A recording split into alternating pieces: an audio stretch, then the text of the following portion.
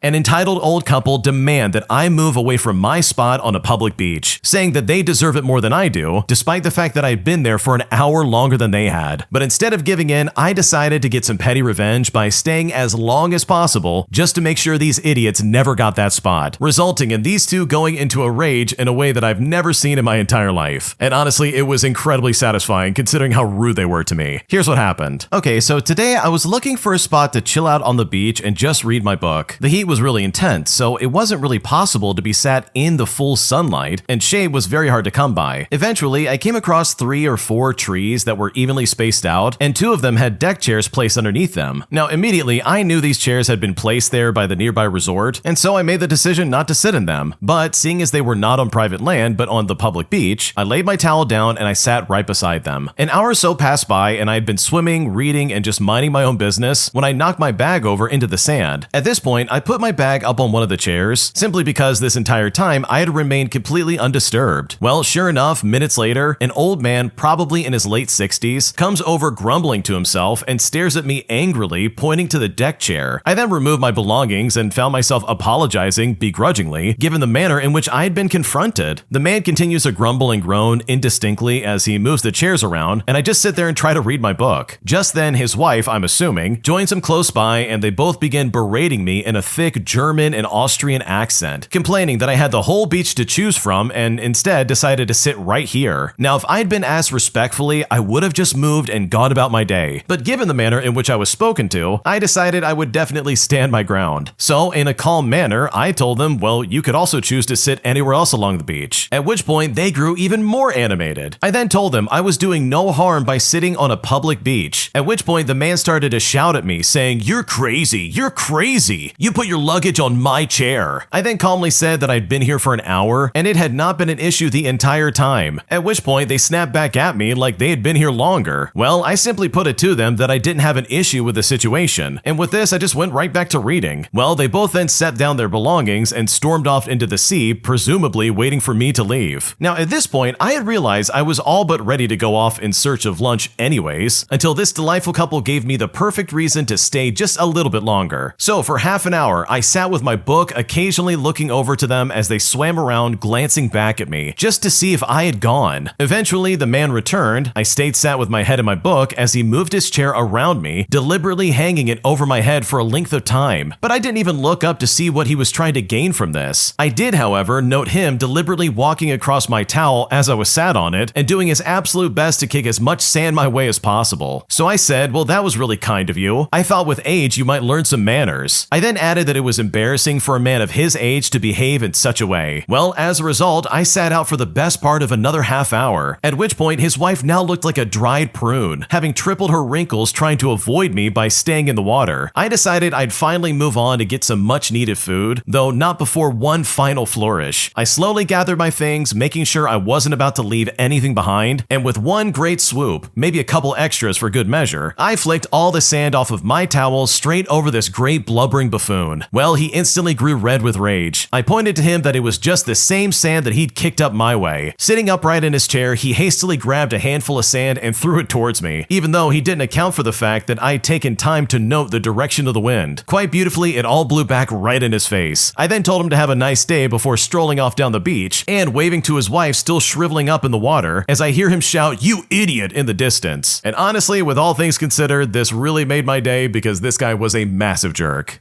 Okay, I love this so much because I'm a big believer that if you're in the public space, you can go wherever you want. Seriously, it's your right depending on where you live, and as long as you're not hurting anybody and you're not bothering anybody, then other people have absolutely no say in the matter. So for this old couple to freak out on you and be like, "Wow, why are you here? I can't believe you." It's like, dude, I'm here just as much as you are. And personally, I just can't stand people who act like that. Just because you have chairs and just because you think you deserve to sit where I'm at, doesn't mean I have to move for you. Like, that's not how it works. And that's especially true if you're gonna be rude to me. Like, give me a break. And this guy was kicking sand on your towel like a child. Like, what are we doing right now? That's so stupid, man. I hate that. So good for you for getting some revenge on these people because they were acting incredibly childish, and it was really cool to see you get some much needed revenge. If you like Am I the Jerk, you're probably going to love Am I the Genius. Check it out, link down below in the description. Also, go to amithejerk.com/submit if you would like to submit your own stories. Am I the jerk for telling my partner that I'm done spending every weekend at his parents' place? Because after driving there literally every single weekend, I'm at a point where I feel like my personal life is falling apart. And now I really need some time to myself because at this point, I don't know what else to do. Here's what's going on. Okay, so I spent roughly 40 of the last 52 weekends at my boyfriend's parents' house. And yes, I definitely counted because I needed to be sure I wasn't being overdramatic before opening my mouth. We've been together for 3 years, and somewhere around month 14, this just became the standing plan without anyone officially deciding it. Friday evening, we would drive 45 minutes out, we would eat dinner with his parents, watch something on TV, we would sleep there, and then spend Saturday doing whatever his mom has planned, and then we would drive home Sunday afternoon. Now, his parents are genuinely warm people, and I have nothing against them personally, but I am 31 years old, and I have my own life happening in the city. I've got friends I haven't seen properly in months, I've got a spare room I've been meaning to sort out since February. There's even some Saturday mornings I'd love to spend at the farmer's market near my building instead of sitting in someone else's living room making small talk. I raised it carefully about 2 months ago, and I framed it as a personal need rather than a complaint. I even said I'd love to still visit every other weekend, even once a month during busy periods, while also adding that the current frequency was slowly draining me. Now, he seemed to hear it, and I thought we were good, but holy crap, we were not. The pace slowed for maybe 3 weekends, and then quietly returned to exactly what it was before. And this usually was through loose plans that somehow always resolved into the same drive out to the city. Last week, I said clearly that I wasn't going and I wanted to stay home, and that's when it all finally unraveled. His mom apparently called him later that evening and said that she had felt for a while that I seemed distant and wanted to know if she had done something wrong. He relayed this to me and then said that I made her feel bad by pulling back, but I don't know how she knew since I never spoke to her about any of this, which only means that he told her this himself, and now the whole thing has somehow shifted from my actual need for personal time to managing her feelings about my absence. I'm not trying to disappear from his family. I just want my weekends back. So seriously, am I the jerk here? Because I don't know what else to do.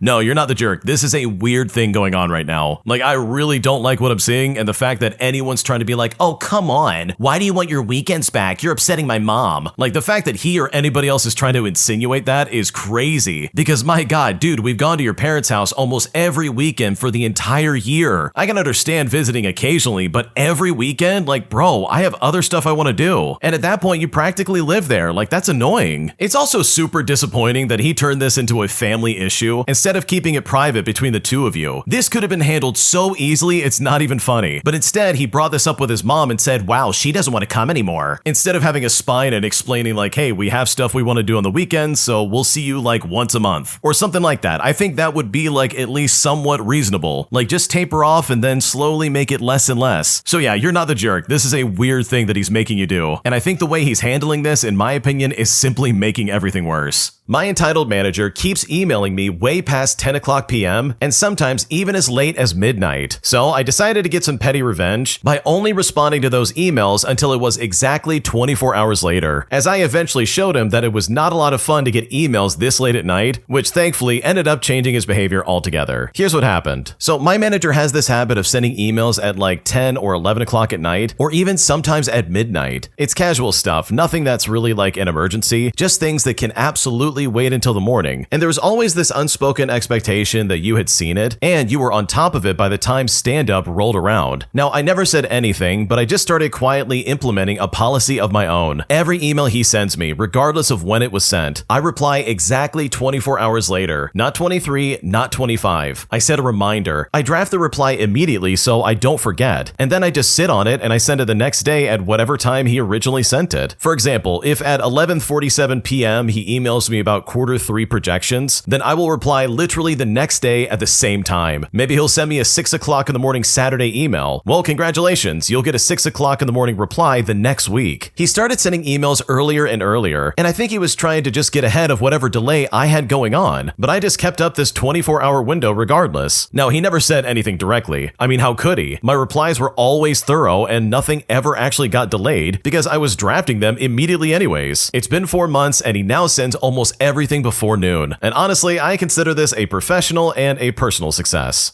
Oh man, if I got work emails at midnight, I would be super annoyed. There is no reason for that, dude. Like, what are we doing? I'm asleep and or like not wanting to talk to anybody, especially on a Saturday, dude. Like, leave me alone. So yeah, I love this kind of like petty revenge. I think this was absolutely necessary because at the end of the day, it clearly worked. And hopefully he doesn't do that to you anytime soon. My girlfriend spent 2 years telling me that I say yes too much to things I don't want to do. So I started listening to what she said, and in a way, I maliciously complied. But eventually, it all completely backfired on my girlfriend after I told her no when she asked me to do something I didn't really want to do. Here's what happened. Okay, so this requires just a little bit of context. I am by nature someone who agrees to things. Not because I'm a pushover exactly, more that I just find it easier to say yes and adjust than to push back and deal with the fallout. My girlfriend, who I will call Claire, found this genuinely frustrating. For roughly 2 years, she made it her personal mission to get me to say no more often. She would say stuff like, "You're allowed to have preferences. Stop agreeing with things that you don't actually want. Just say no sometimes. It costs you nothing." And she really meant this kindly. She brought it up maybe once a month and sometimes more. She even framed it as a personal growth, said it was something that she admired in people who could do it cleanly without any kind of guilt. She was so consistent about this that it started to actually rewire something inside of me. I began to notice and then question and then occasionally decline things. And this was small stuff at first. I said no to a friend who wanted to borrow my charger for 3 days. I told my cousin that I couldn't make it to his thing. It felt strange, but Claire was genuinely proud every time I reported back. But then back in late February, her friend needed someone to watch her dog for 8 days while she visited family. And it's here that Claire asked me if I could do it. Now, I just wanted to be clear that I thought about it for a real amount of time. I consider the dog, the 8 days, the fact that I don't particularly enjoy dogs in my space for extended periods of time, and the 2 years of dedicated coaching I had received on this exact type of moment. Because it was at this moment I looked at her and I said no. I said it calmly, without guilt and no long explanation. I just said, "I don't think that works for me." Well, when I said that, there was a pause and Claire stared at me. I watched her go through several expressions in about 4 seconds. She started to say something and then stopped and then said, "Well, that's not what I meant." And I said very gently that I understood and that she had been a really excellent teacher and I wanted her to know the lessons had stuck. Well, needless to say, the dog went to a kennel, and ever since February, Claire has not brought up me needing to say no more. Okay, I love this because this is really funny. This is like the best kind of malicious compliance because yeah, it is a really good thing to say no. If you really don't want to do something, then just say no. Like, it's completely fine, especially as an adult. Like, dude, everybody's got stuff going on. They can't all just be there to help each other out. And sometimes something someone's asking of us is just a little too outside of our comfort zone. And if that's the case, then yeah, say no and just move on with your life. So for me, having Claire like face that in some kind of way and see that, oh yeah, her boyfriend is absolutely learning from her. If anything, it's probably a really sweet moment for her because she's been looking for you to figure this out for a long time, even though you probably put her in a weird situation where it's like, okay, we got to put the dog in a kennel. So yeah, regardless, I say good for you. I think this is a good thing. I think it worked out in the end, and I really think this is a healthy step in the right direction.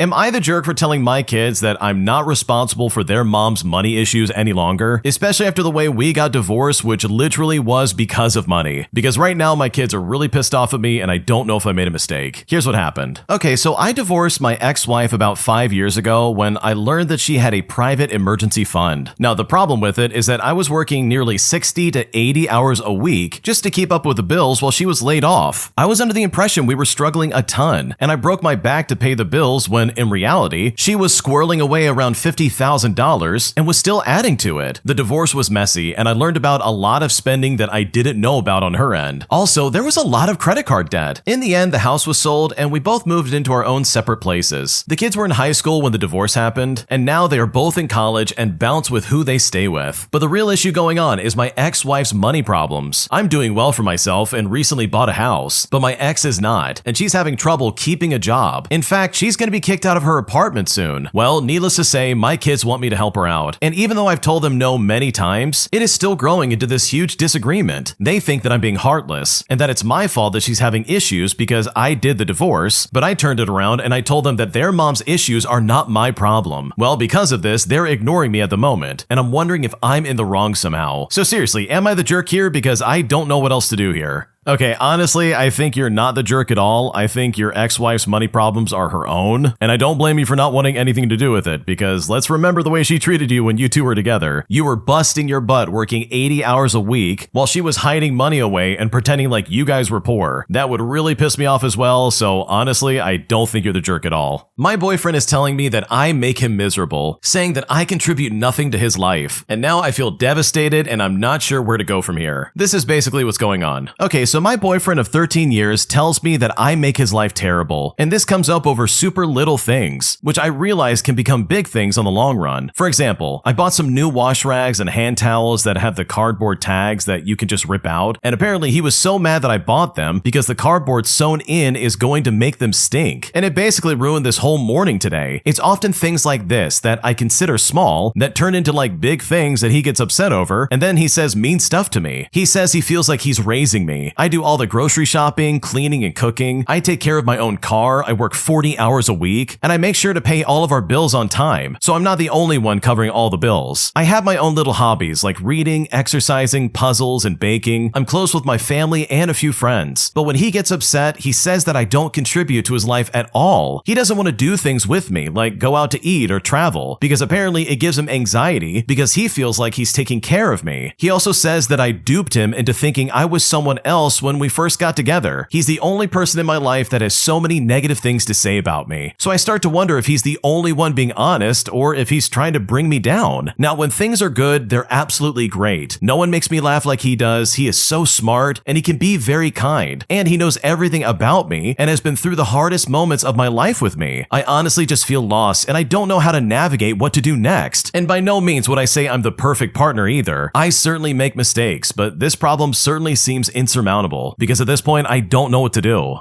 Okay, in my opinion, I think your boyfriend is kind of showing his true colors here, and the fact that he's like, wow, you're making me so miserable, while also essentially saying that he can't have like good times with you because he's worried about taking care of you. Like, dude, I don't know about you, but this does not sound like a winner. This literally doesn't sound like someone who's in it for the long haul. Like, I don't know, it kind of sounds like he's already started breaking up with you because the things this guy is saying is super toxic, dude. He's saying that he feels like he's raising you and that you're basically doing nothing to contribute and all this other crap, and it's like, dude, what is happening right now? So yeah, I think when it comes to like, oh, what do I do about this? Like, I know if I was in your shoes, I would start the process of being like, okay, maybe this isn't working. Maybe we should separate if you're that miserable. Because you said it yourself, when he's not like this, he's a great person. He's smart, he's funny, he's kind, he's everything that you would want to have in a relationship. But clearly he doesn't feel that way anymore. Like, holy crap, look at the way he's acting. So I really hope you figure this out. Hopefully you find a good solution between you and him. Because if I was in your shoes, I would probably have one foot out the door at this point. Am I the jerk for not making much of an effort in hosting my in-laws? All because anytime I have, they've acted incredibly spoiled and very entitled. And right now, I just don't know what to do. Here's what's going on. Okay, so my partner and I have been together for 10 years, and we are expecting a baby in 2 months. But honestly, in the last 2 years, I've started struggling to get along with his parents. His parents live in another state, so we don't get to see them that often. When we do see them, it's either at their place, our place, or occasionally we have been on holiday together. The only time we really struggle is when they visit us. They're in their 70s, whereas my parents are in their 50s, and I really just don't feel like we have much common ground. On our last visit, I was in my first trimester of pregnancy. It was Christmas and I was working full-time, while my partner, his parents, and brother were all in holiday mode. Christmas is very stressful for me, as I deal with a lot of jerks and emergencies, so when I came home, I was exhausted and not particularly sociable, but I did make an effort. I had warned them before they booked the trip that it was a busy time of the year for me at work, but they came anyway, so I hope that they at least understood what they were getting into. They stayed for 10 days and I joined them for like 7 out of the 9 dinners, but I excused myself for 2 of the nights as I was feeling sick and exhausted, which apparently really offended them. They always sit down to the table and talk, whereas we normally eat on the couch, so I found it hard after a big week at work and I just wasn't particularly chatty. Well, it all came to a head when they threatened to leave 3 days early because apparently I was making them feel unwelcome. Now, they've done something like this before on a previous trip, and my partner and I had to apologize and convince them to stay. But this time around, I felt like I was being manipulated. My partner then begged me to sit down and have a talk with them, so I reluctantly agreed. Straight away, my father-in-law started accusing me of not making an effort and sitting on my phone. Now, I have an e-reader and I had been reading on the couch after work while everyone hung out and cooked, but I was definitely not on my phone. Ironically, my brother-in-law spent the whole trip on his phone and his laptop. I struggle with confrontation, so I ended up in tears while they ripped into me. My partner tried to stick up for me, but he gets upset that we don't get along, so I had had to defend myself a lot. I eventually apologized and we made up, but I just felt like I had no other choice. I think part of the issue was that I didn't want them coming to stay 2 weeks after my due date. They would have been flying in from Europe, and I'm expecting to go overdue. So I set a clear boundary, but they still tried 3 different times to convince me. They didn't want to push their trip back as they had another family member's birthday, but I stood my ground. And now they've stopped talking about visiting after the baby comes along. There's now tension between my partner and I because he doesn't like the fact that I don't get along well with his parents. It makes me feel like it's my fault. But at the same time, I think that I'm not the jerk here. So seriously, am I the jerk? Because honestly, I feel like I'm at my wit's end, and at this point, I just don't know what to do. Okay, honestly, in my opinion, I don't think you're the jerk. I think your entire situation here is totally justified. First of all, these people sound incredibly entitled. Here you are coming in completely exhausted from work, you know, the thing that they absolutely knew about ahead of time, and they're trying to be like, wow, we're gonna leave because you're not paying attention to us enough. Like, that's essentially what they're saying, right? They're trying to pretend like you're not a good host when it's like, dude, I've been working all day. The last thing I want to do is even look at you, and yet you're sitting at the table and not the couch. Like, bro, let's at least be comfortable and not sit in these wooden stupid chairs. Like, what are we doing? And it's not like you didn't eat dinner with these people. You're literally working during the holidays. You know, the time of year when everybody's at their worst, and you're putting up with people all day and you're dealing with all this crap, only to then come home and be like, okay, time to be chipper and happy for the people I don't want over at my house. But for me, the worst part about this is honestly the way your husband's acting. He's so caught up in the fact that you guys don't get along that he's missing the point entirely. Because if I was in his shoes, I would be like, guys, you're being way too hard on my wife. This is insane behavior. Like, he literally just has to back you up and all of this could be a lot better. But instead, he's taking like a passive, like spineless role, and it quickly becomes like a 2 versus 1 scenario, and that sucks. So you know what? I don't think you've done anything wrong. I think your in-laws are just really toxic, and they're making it sound like you've done something completely irreparable when all you're asking for is just a little bit of distance. Because things really don't have to be this weird, but it seems like everybody is determined to make it weird. Today, I messed up by laughing at a joke that was said in Spanish, which then inevitably revealed to my coworkers that yeah, I knew what they were saying the entire time. And honestly, the end result of this was crazy because they completely freaked out. Here's what happened. Okay, so I work in a warehouse that is filled with mainly Hispanics. My warehouse manager, who I'll call Tom for the sake of the story, as well as 2 other people, Jeff and Bill, also fake names, and myself are the only non-Hispanic people there. Everyone there mainly speaks Spanish to one another, unless they have to speak to Jeff, Bill, or myself. Tom is fluent in Spanish and speaks to them in Spanish usually, but obviously speaks to us in English. When I got hired, my warehouse manager brought me around and introduced me to a few people, and with my background in warehouse management, I got hired as a team lead. Well, as a non-Hispanic person and younger than almost everybody around me, I stuck out a lot. I didn't really mind, and I knew they would get to like me eventually, especially once I told them that I was married into a Hispanic family, and I had aunts and uncles who were also Hispanic. I was also excited to speak to them in Spanish, as it is my second language, and I always enjoy being able to speak it. Well, during my tour of the place, I got introduced to Jeff, Bill, and other people I will be managing, but before I got around to everyone, there was side remarks from people saying in Spanish after walking away about how it's stupid that some young white boy is going to help manage a large group of Hispanics. Jeff and Bill, who were on the tour with Tom and myself, explained how they would be bullied at times for not speaking Spanish, and the others would constantly talk to them first in Spanish and then say sorry and switch to English. Tom hired me specifically because of my past work with him and because he knew I understood Spanish, but also understands the majority of the people who work there are fluent in Spanish as their first language and would not respect someone who doesn't understand it, which is exactly why they bullied Jeff and Bill at times. I understood the situation and I did not mind, because honestly, it would make me mad too if someone got hired to run a team that mainly spoke Spanish and he didn't speak it himself. However, they didn't even give me a chance to let them know that I can before judging me. After the tour, Tom and I sat down in his office to go over the job, and we spoke about the part about me speaking Spanish and them automatically thinking that I don't know. He said that it's a typical warehouse where they will haze the new guy to make sure he's a good fit, but they are all really decent dudes who work there. So we jokingly agreed that we would joke with them back by not telling them that I can speak Spanish, but only knew certain words to get by in the warehouse. Well, cut to about 9 months onto the job. I've been doing a good job by this time leading my team. They respect and follow my lead for the most part. However, they speak their minds in Spanish about me to my face. At first, I found it disrespectful, but after a while, I used it as a tool to help me manage them. Well, one day, while a group of us were in the bathroom, someone was telling a joke in Spanish. I was busy eating my lunch by myself, as usual, not really paying attention to what was being said. And the person who was telling the joke is the usual class clown, but at times his humor could be a little immature for the other guys. But you know what? I found most of it really funny. Well, during this particular joke, no one got the punchline, but I did. But not only did I get it, I laughed really hard and no one else was laughing but the guy who told the joke. And when I did that, the entire room looked at me puzzled. I had nothing in front of me. No book, no phone, literally nothing. There is nothing I would be laughing at other than what he said. At that point, a few of them then started to crowd me, and one started to talk to me in Spanish, asking if I understood them. I pretended to be clueless until they got closer and closer, till they literally had me cornered. He, again, very close and tough-like, asked me again if I understood them. And if I lied and they found out later that I lied, they would kick my butt. Now, to tell you the truth, I'm much smaller than him, and the person saying this was a felon. And no, not all felons are dangerous and bad people, as a lot of the people working there were just ex-convicts. But I knew him well enough to understand he was serious. So I spoke back to him in Spanish. When I did this, the room got crazy, and the whole lot of them realized they had been talking crap to their superior's face for like the past 9 months. After a long talk with them, they calmed down and actually thought it was hilarious, and I now have a lot more respect from them, and I now talk to them in Spanish all the time.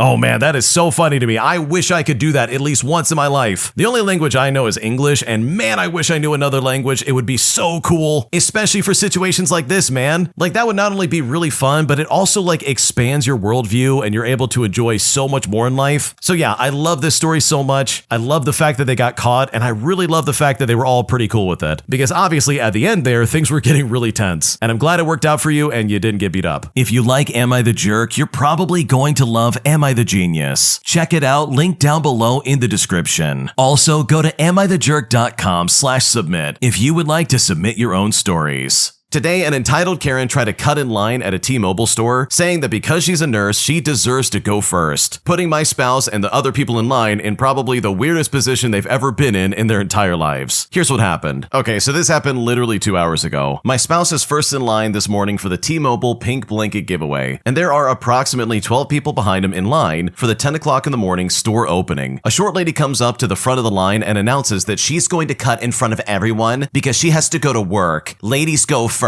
And she's even looking around at the other people in line for them to agree with her. Now, my spouse, who's at the front of the line, says to her, well, I don't agree to let you go first, and you would have to ask everybody else here already if they agree. The lady then counters back by saying, well, I have to go to work, so I have to go first. But my spouse replies back that he, along with everybody else there, also has things to do. In fact, there's a guy in shorts, t-shirt, and sneakers standing there literally freezing. And by the way, we're at Myrtle Beach and it's 32 degrees in the morning. And my spouse wouldn't even let him go first over the pushy lady. Well, this is where things get really weird. She then comes up to him really close, nose to chest, and says, I'm from New Jersey. I could jump on your back and I could eliminate you. So my 6-foot-tall spouse looks down at her and says, I'm from New York. I'm sure you could try. Now, the entire line is absolutely watching this. She then counters back by saying, I'm a nurse and I work in a hospital and I have to get to work. She then throws her arms around him and he shoots both hands in the air saying, I'm not touching you. I am not touching you. And everyone in line starts nodding. Yeah, he's not touching her. The store doors open at this point and my spouse walks into the store while this pushy lady sort of blends into the line somewhere behind him. He's still shaking his head over the nerve of this lady, and trust me, so am I. Oh my gosh, that is some crazy behavior. Seriously, this lady put her hands on this guy by like wrapping her arms around him. Like, what are you doing? If someone did that to me, I'd probably lose it and probably push them away pretty quickly, because no, you do not have a right to touch me. That's not gonna happen. I don't care if you're a nurse or like standing there in shorts like that other guy. If I'm standing first in line, congratulations, you gotta get behind me. This lady's also acting like she's the only person in the world that works. Like, dude, what are you talking about? There's a whole line of people that have employment and they're also standing there waiting to get their stuff. Why are you suddenly so much more important than everybody else in line? Like, what's going on? So yeah, that lady was super entitled and her attitude was just really gross. Am I the jerk for making other gamblers at my table lose money? Because after the dealer didn't do their job at a casino I was gambling at, 2 other people lost money and got pissed off at me. And at this point, I'm not sure if I made a mistake by saying anything in the first place. Here's what happened. Okay, so this happened a few months ago, but I told this story to some friends yesterday, and they were kind of split across the board on if I'm the jerk or not. For a bit of context, I'm playing Ultimate Texas Hold'em at the casino, and while you don't need to know the details on how to play, you do need to know that there are multiple bets on the table. And in order to win the ante-bet, bet, the dealer must qualify with a pair or better. You also must play bet, which is just your hand against the dealer's hand. You're not playing against other players. You're playing against the dealer itself, kind of like blackjack and other table games. I don't know what the other players are holding, but I do know that I have 2 pairs and the dealer only has 1 pair. He doesn't see his pair, so he starts going through the table and giving players their anti-bet back because he did not qualify. I then stop him and I say, "No, you did. You have a pair of 3s. He then looks at his hand again and says, "Oh, I did," and then apologizes to the table. And when that happened, the other players immediately got mad at me. He then flips over my cards, 2 pair, and I win $100 because of my bets, 50 from the ante and 50 from the play bet. And the other players lose like $30 and $50 respectively because they lost both the ante bet and the play bet. Now, here's where the issue really comes into play. If I did not call the dealer's hand, I would have only won like $50, and the other players would have won $15 and $25. They would have won their play bets because their high card beat what the dealer thought he had. Usually, you never want to be the one that costs players money, but I didn't know what they had. I just acted instinctively when I saw he was holding back the anti-bets. I don't know if the dealer would have caught his mistake because he didn't complete his routine, and some people have said the eye in the sky would have caught the issue and come down and compensated me for my money. I also know that if I was in the last position to show my cards, I wouldn't have called out the pair because I would know what the players had and wouldn't want them to lose. I'm not sure how this would have worked out if the dealer already gave them their money because this type of issue is really rare. The 2 other players left the table because of what they said was poor table etiquette by me, but I'm not a novice. I know there are some table etiquettes with things like blackjack and other games. As I said, I talked to some friends last night at a party and half of them agreed with me that I should only worry about my money and not the entire table. But the other people said that I shouldn't do the dealer's job for him and that a push is better than a potential loss for the others at the table. So seriously, help me out. Am I the jerk here because I don't know what to do? Okay, if you're going to a casino, you need to be prepared to lose money. And if the dealer's not doing their job, then congratulations, I'm about to make a little bit more money. Like seriously, you're definitely not the jerk. This is so dumb. Are you telling me that people who are gambling are mad that they lost money? Like what's going on right now? What, should you have just said nothing and lost out on $50 extra? What are you, their girlfriend? Like that's not gonna happen. Why would anybody do that in a situation where it's like, yeah, this is a casino, we all signed up for the same thing, meaning that you want to win as much money as you can because why wouldn't you? So no, anyone saying you're like a jerk here is completely wrong because if I was in your shoes, I would probably do the exact same thing. An entitled boomer literally storms out of my store all because he had to wait 5 minutes until I could serve him coffee. And it's honestly left me scratching my head because I simply can't understand why people act like this. Here's what happened. Okay, so I worked as a barista at a cafe. It was still morning and business was slow, and I was the only staff present for a brief moment while my coworker was away to pick up some stuff from our storage room or whatever. But of course, it was only a matter of a few minutes until something went wrong. I was busy making a latte when a guy in his 20s walked up to the register. I told him that I'd be right with him after this coffee was done, and honestly, I thought it would be no problem. I put the coffee out and I went back to the register to serve the guy, but in the meantime, a grumpy boomer came in and wanted to order right now. I said that I'd help the gentleman in front of him first, and then I'd be happy to take his order afterwards. The first guy then gets assisted with a very simple and quick order and leaves, and then after that quick interaction, it's the boomer's turn. And I kid you not, the moment I say, "How can I help you?" he grunts and storms off, all because I took too long. And it really makes me wonder, like, why do people do this? One summer day when schools had just opened again, a bunch of high school students came in, and they were all polite and well behaved. And then a couple hours later, a similarly large group of boomers came in, and I think I could count on 2 fingers how many times that group said hello, please, and thank you. At least kids these days recognize service staff as fellow human beings because the way I got treated by these people is just unacceptable. Oh man, that is honestly so annoying. I'm not saying all boomers are like this, but man, I've run into my fair share of people who act like that, and honestly, it's annoying. You're literally just trying to serve them, and they're like, "No, I want to be served right now. I'm not gonna wait for anything." And that just is not how the world works. Like, I'm sorry, you gotta wait in line. You're not a VIP just because you're old, and you never will be, so just get in line like everybody else and stop being a problem.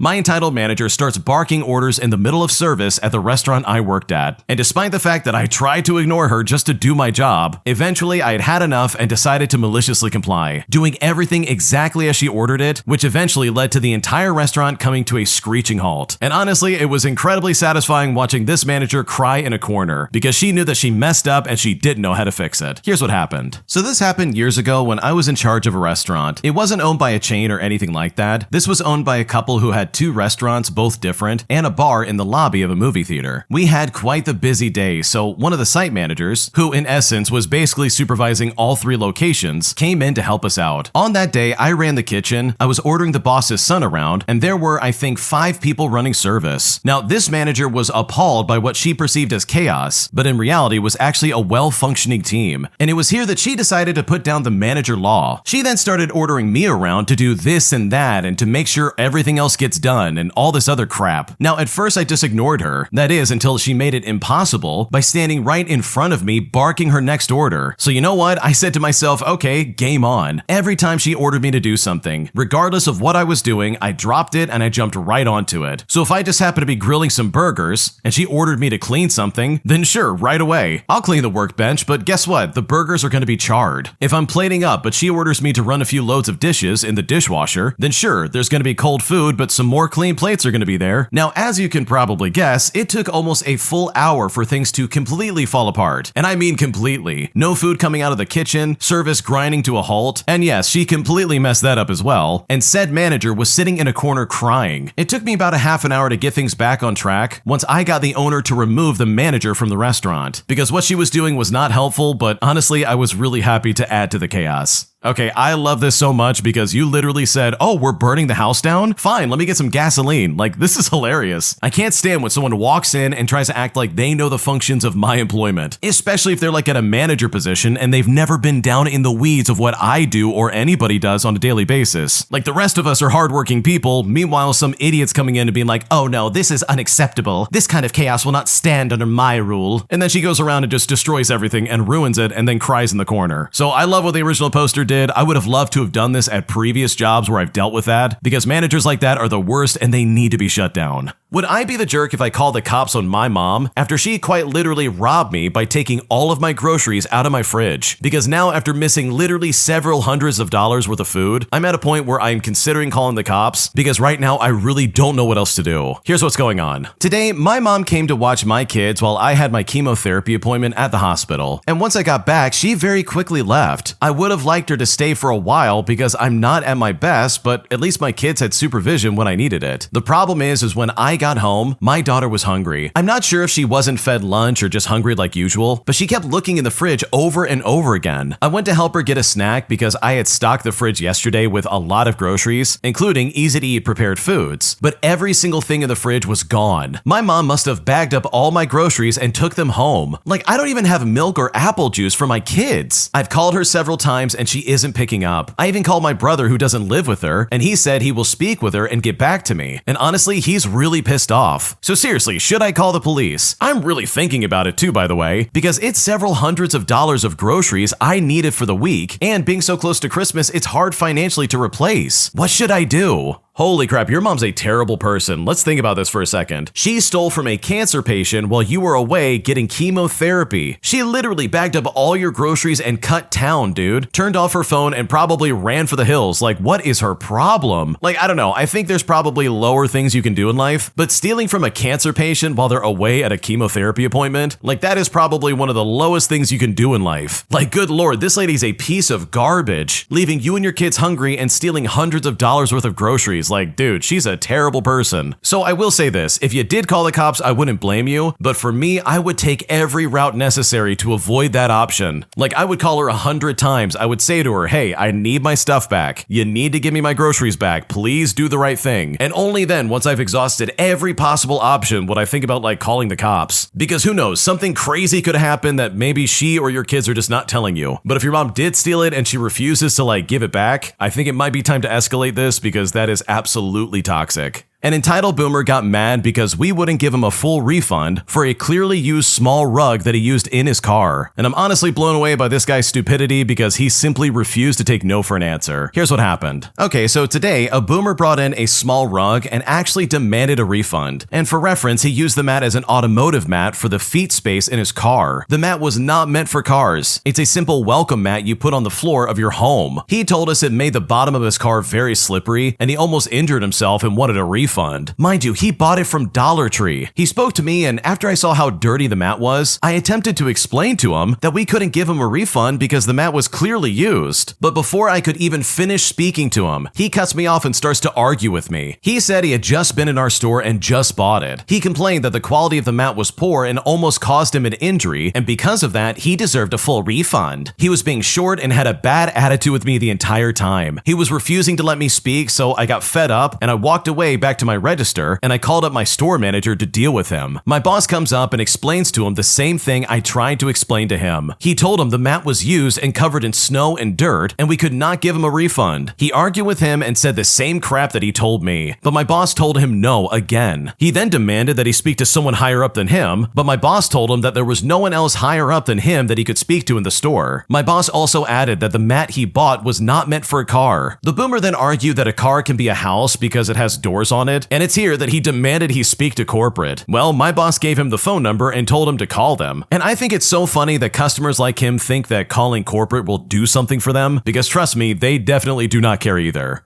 Dude, imagine being so weird that you think to yourself, oh, I've already used this rug. Let me go and return it real quick and get a refund. Like, dude, what are you talking about? You stomped all over it. You literally used it for your feet in your car. Which, by the way, did you really think there was going to be any grip on the bottom of that thing? Like, come on, dude. It's honestly baffling that someone would act like that. So yeah, I love the fact that you guys shut him down. And hopefully that call to corporate is as boring as I think it's going to be. Because yeah, you've got it right. No one at corporate cares, and this is incredibly petty. Am I overreacting about my little sister's new boyfriend? Because after this guy has stayed over at our house for the 4th day in a row, I'm at a point where I'm losing my mind, especially over the fact that I have finals coming up and these two are making it impossible for me to study. Here's what's happening. So my sister, who's a freshman in high school, is insanely dramatic and always looking for attention. And of course, the cherry on top is her being incredibly entitled, as if the whole world revolves around her. And for some added context, my sister runs through relationships a lot. Now this is a rough estimation, but already she's had close to 30 boyfriends this year alone. And every single time they date for like a week, start holding hands and hugging during that time, and I've even seen some texts pop up from time to time about how much they love one another. Eventually he gets invited over, and by week 2 they are basically living with us. Thankfully, most ended before that point, but unfortunately that's not the case this time. They've dated for about 2 weeks now, and currently he's at our house for the 4th day in a row. I'm talking from sunrise to sunset. This guy has been at our house, eating our food, using our stuff, and enabling her annoying behavior. Now, I might have some bias because I'm her older brother, but she becomes far more entitled when she has a guy over. She starts to cuss me out, act like I'm evil, and even bosses our dad around instead of actually picking up her own messes or doing her own responsibilities. It is so annoying. I know they're probably going to break up before the month is over, but the fact that I have finals coming up and this dude has been coming over on school days, I'm honestly getting worried. They're so obnoxiously loud. They both feed into each other's behavior and are generally just unpleasant people to be around. I would honestly like to know where the parents are in this picture, because they don't seem to care that he's pretty much living with us now. So am I overreacting by being pissed off about the current circumstances that I'm dealing with? Because now I'm just exhausted and I don't know what else to do.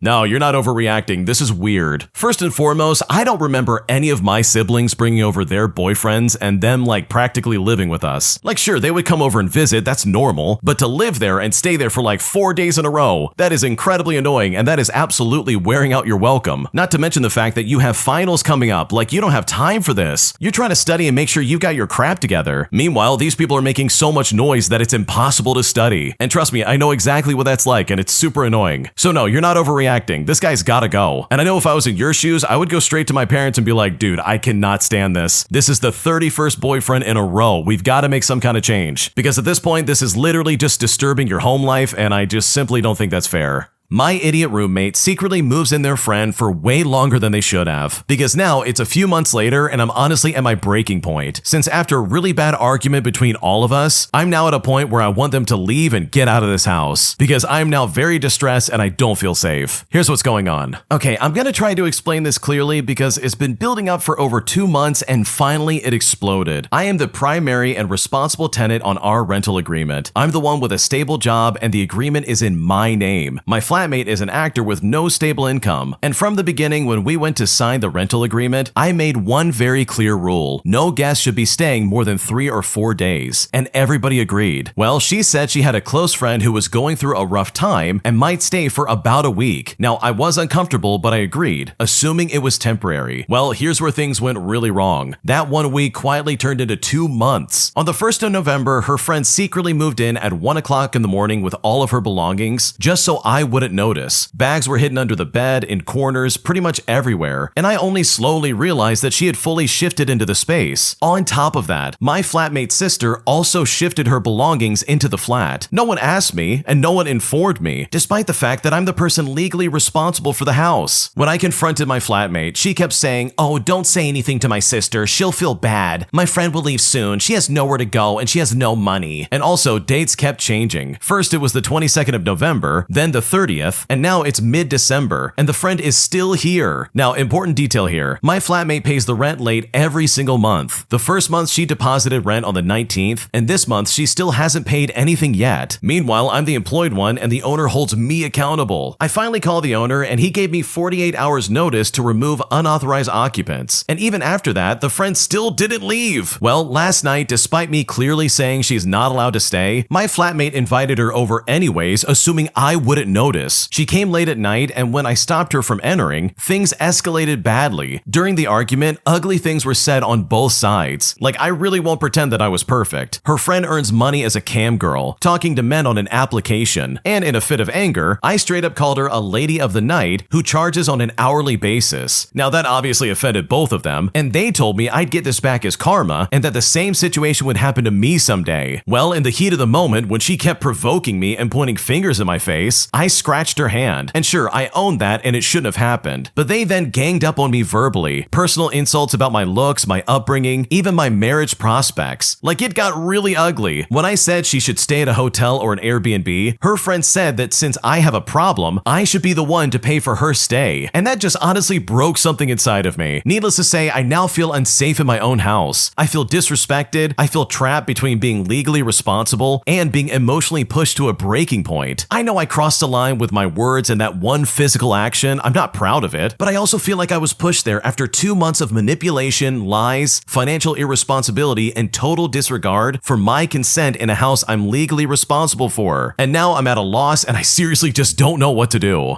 Okay, in my opinion, it's time for all of them to go. It's time to air out the barn and get the flies out of there, dude. These people have become rotten, they're not good people, and they absolutely are taking advantage of you. Like, holy crap, at this point, these are no longer friends. These are people squatting under your name and literally just taking advantage of your kindness. And sure, you said and did some things that you're not proud of, I totally get that. But in the heat of the moment, I'm pretty sure I would say and do things I would also regret. Especially if you're trying to defend your good name towards people who are taking advantage of you. Which, again, I have to repeat that's exactly what's happening. So if I was in your shoes, and I can only speak for myself, I absolutely would start kicking these people out. Like, it's time for you to go, man. You cannot stick around. Especially if they're gonna be talking to me like that. Like, are you kidding me right now? There's no way that's ever gonna be appropriate, and I absolutely would put my foot down. Because you deserve to live in a house where you're safe and you feel comfortable, and as far as I can tell, these people are not making you feel safe in the slightest. If you like Am I the Jerk, you're probably going to love Am I the Genius. Check it out, link down below in the description. Also, go to amithejerk.com/submit if you would like to submit your own stories. My girlfriend pranked me by pretending to break up with me, and even though she's apologized for this, I'm suddenly feeling uninterested in her, as I feel she took this joke way too far and really affected me, and at this point, I don't know if I should break up or not. Here's how it all went down. So my girlfriend recently played a prank on me where she told me she wasn't interested in me anymore and asked to break up. At first, I thought she was joking, but she kept going on even when I was clearly distressed, and she only stopped after I started tearing up. Honestly, it didn't feel like a prank at all. It felt emotionally cruel and toxic. Joking about ending a relationship crossed a line for me, especially since she saw how badly it was affecting me and still didn't stop. Afterwards, she apologized and promised she would never do something like that again, and while I appreciate the apology, I've noticed that I suddenly feel distant and uninterested in her. I don't feel the same emotional connection I did before, and I can't tell if that's something that will pass or if the damage is already done. I'm conflicted about whether I should try and brush this off, since she says she won't repeat it again, or if my loss of interest is my mind telling me this relationship isn't healthy for me anymore. So am I overreacting? Or is it reasonable to feel this way after something like this? What should I do?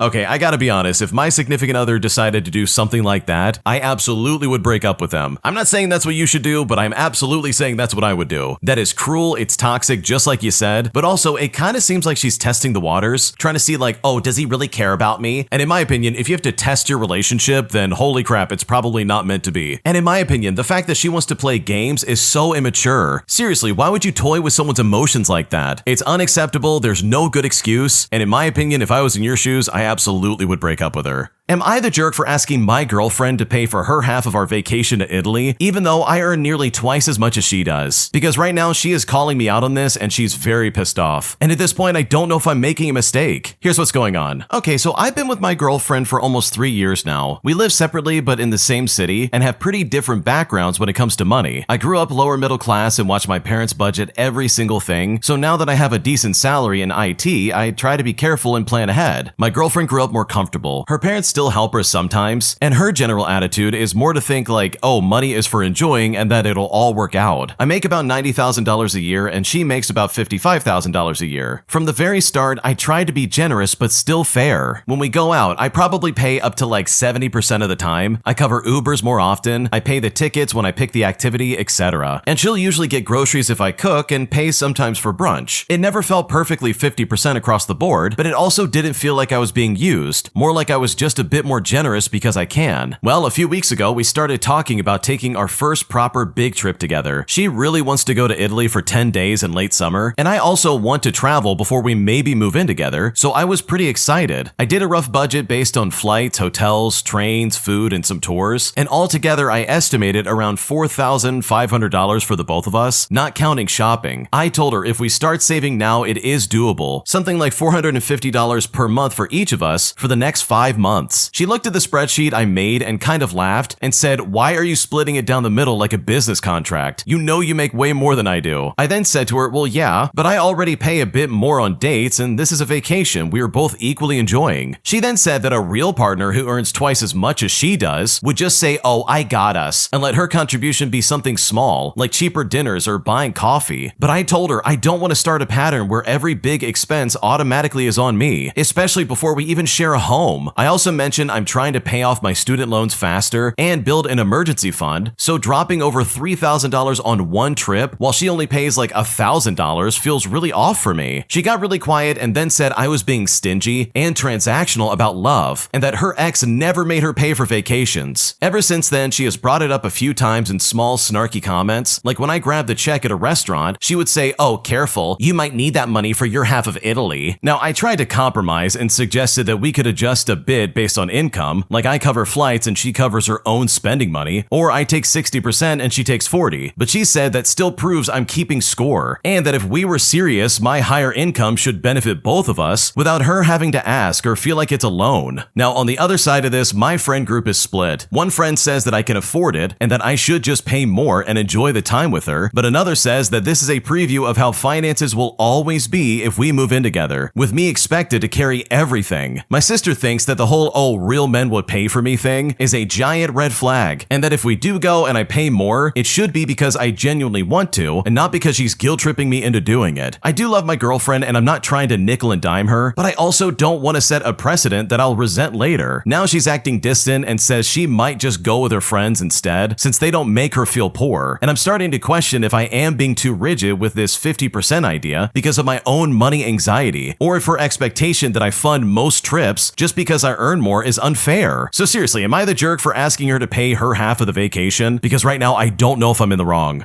Okay, in my opinion, I think you trying to say, hey, let's have a compromise where I'll take like 60% and you take 40%, where you are compensating for like the amounts the both of you make. Like in my opinion, that's a smart idea. That I think is really reasonable and something anybody could get behind. But from the sounds of it, it doesn't seem like your girlfriend wants that at all. It kind of seems like she wants you to pay for the entirety of this trip, and that seems really unfair. She's basically saying, oh, you make more, you should pay for everything. A real man would do this, a real partner would take care of it. But I wonder if the roles were reversed and she was the one making more money, if she would step up and pay for you, because from the sounds of it and based on what you're describing, it doesn't seem like that's gonna happen. So on that end, no, I don't think you're the jerk at all. I think she's being very rude and entitled, and this is so uncalled for, because you're just trying to save money, man. Like you're just trying to do the right thing and take care of yourself and her. So for you to be expected to pay for everything just because you make more money than her, like in my opinion, that's incredibly toxic and not fair. Am I the jerk for not wanting to babysit my sister's kids for free? Because honestly, it's incredibly expensive and I'm not sure if I can do it this time. Here's what's going on. So my sister, who I will call Rachel, has 5 kids, 4 boys and 1 girl ranging from ages 5 all the way to 15 years old. She asked me and my partner to babysit 4 of the children for the night so that she could go out for the night with her husband. She offered us about $120 for babysitting, and I agreed to babysit as long as she pays us prior to me picking up the kids. Now, she agreed to this and said that she would pay us the day before. Well, the day before we were supposed to babysit, she messaged us stating that she no longer needed us to babysit as she couldn't afford to pay us. We said that's fine and thanks for letting us know, and then just went on about our day. I then later got a message asking us if we could still babysit, but this time for free. But I said, I'm sorry, but I can't do that, as I can't financially afford to look after her kids even for 24 hours. We've babysat our kids before, and when they stay, we notice a huge increase in our electric usage, and we don't have enough food to satisfy multiple children. We always use enough electricity for 2 people and not 6. We also only buy enough food for 2 people, and I tried to explain this to her, that any money she gives us for babysitting is like literally going to her kids. Right now, me and my partner's financial situation isn't the best, and I tried explaining this, that if we had more of an income, I would have been a bit more willing to babysit. Now, I've said no to babysitting for free before, and she's called me out saying that I should do it for free because I'm family, that $120 is a ridiculous amount, and that she'll remember this when I'm next up to like need a favor. I told her to look at getting a professional babysitter and see how much they charge and reconsider if $120 is a lot for 24 hours of childcare. Now, it's important to note that when my sister goes out with her husband, this is to drink and club. She will drink herself crazy and then return home in an awful state. This will include bringing people home with her to continue the party, and illegal substances will be used. This is why I cannot watch the children in their own home. Her eldest child is considered legally blind, so they cannot watch the siblings as well. Plus, it would be really crappy expecting them to watch all their siblings all night. I've been babysitting for her since I was 15 years old, and it honestly can be a nightmare. Now, in terms of the electricity, I don't know what it's like in other countries, but in mine, we have prepayment meters. You put so much money on it, and once you've used all that money, your power just goes. Right now, we have a day's worth of electricity left, and we don't get paid until next Friday. And with the kids staying, they would bring their game consoles, which will increase the usage massively. With food, we don't really have a lot in our house. No snacks and not enough to make meals for like 6 people. Also, these kids eat like they've never been fed before, and they're also incredibly fussy with what meals they will and won't eat. We simply can't afford to accommodate them. So am I the jerk for not wanting to babysit my sister's kids for free? Because this is honestly becoming a bit too much and I just don't know what to do. No, your sister sounds really selfish if I'm being completely honest. I can understand wanting to have like a night out and stuff like that, but if anything, it kind of seems like she wants her kids out of the house just so she can go crazy in her own home. And I don't know, that just seems really sketchy in my opinion. I guess if they were gonna do that kind of stuff, like sure, that might be the way to do it, but it also begs the question, like, dude, why can't you do that anywhere else? Don't do that in your home. You've got 5 kids. Like, do you not care about them? So no, you're definitely not the jerk. This is some weird, stupid behavior in my opinion. But most of all, like, you literally cannot afford to take care of all these kids. And in my opinion, she probably said she can't pay you in hopes that she could guilt trip you into doing it for free, which I think is pretty toxic and incredibly stupid. Am I the jerk for refusing to lend my car to my roommate after he totaled his? Because after he started to borrow it just a little bit in hopes that I would help him out, he started taking advantage of me and started to use it more and more while also taking care of it less and less. And at this point, I feel like I'm about to explode because I am so frustrated. And right now, I don't know what to do. Here's what's going on. Okay, so I live with my roommate who I will call Mark for the sake of the story. We've been friends since college and generally we get along well. We split rent evenly, we split the utilities, and overall we keep things pretty fair. A few months ago, Mark got into an accident and completely totaled his car. Thankfully, no one was hurt, but his insurance payout wasn't great, and he hasn't been able to afford a new car yet. At first, I helped out when I could. I gave him rides to work a few times, and I let him borrow my car once or twice when I was working from home. I was clear that this was temporary and only when I didn't need the car. Over time, though, it stopped feeling like a favor, and it started feeling like an expectation. He would tell me he was taking the car instead of asking me, and one time he brought it back almost empty and laughed it off. And another time he returned it late, which made me late for my own plans. The final straw was when he asked to take my car for an entire weekend road trip. And you know what? At that point, I just said no. I explained that I wasn't comfortable with it, especially after everything that had already happened. Mark got upset and said I was being a bad friend and punishing him for an accident. And he also pointed out that I don't use my car as much as he would and said that I was being selfish. And now as a result, things are tense at home. He barely speaks to me, and a couple of mutual friends think that I should just help him him out until he gets back on his feet. I feel bad, but I also feel like my boundaries are reasonable. So seriously, am I the jerk here? Because I'm honestly at a loss. No, I don't think you're the jerk. This is honestly a situation where he is absolutely taking advantage of you. Like, this guy's clearly just saying, hey,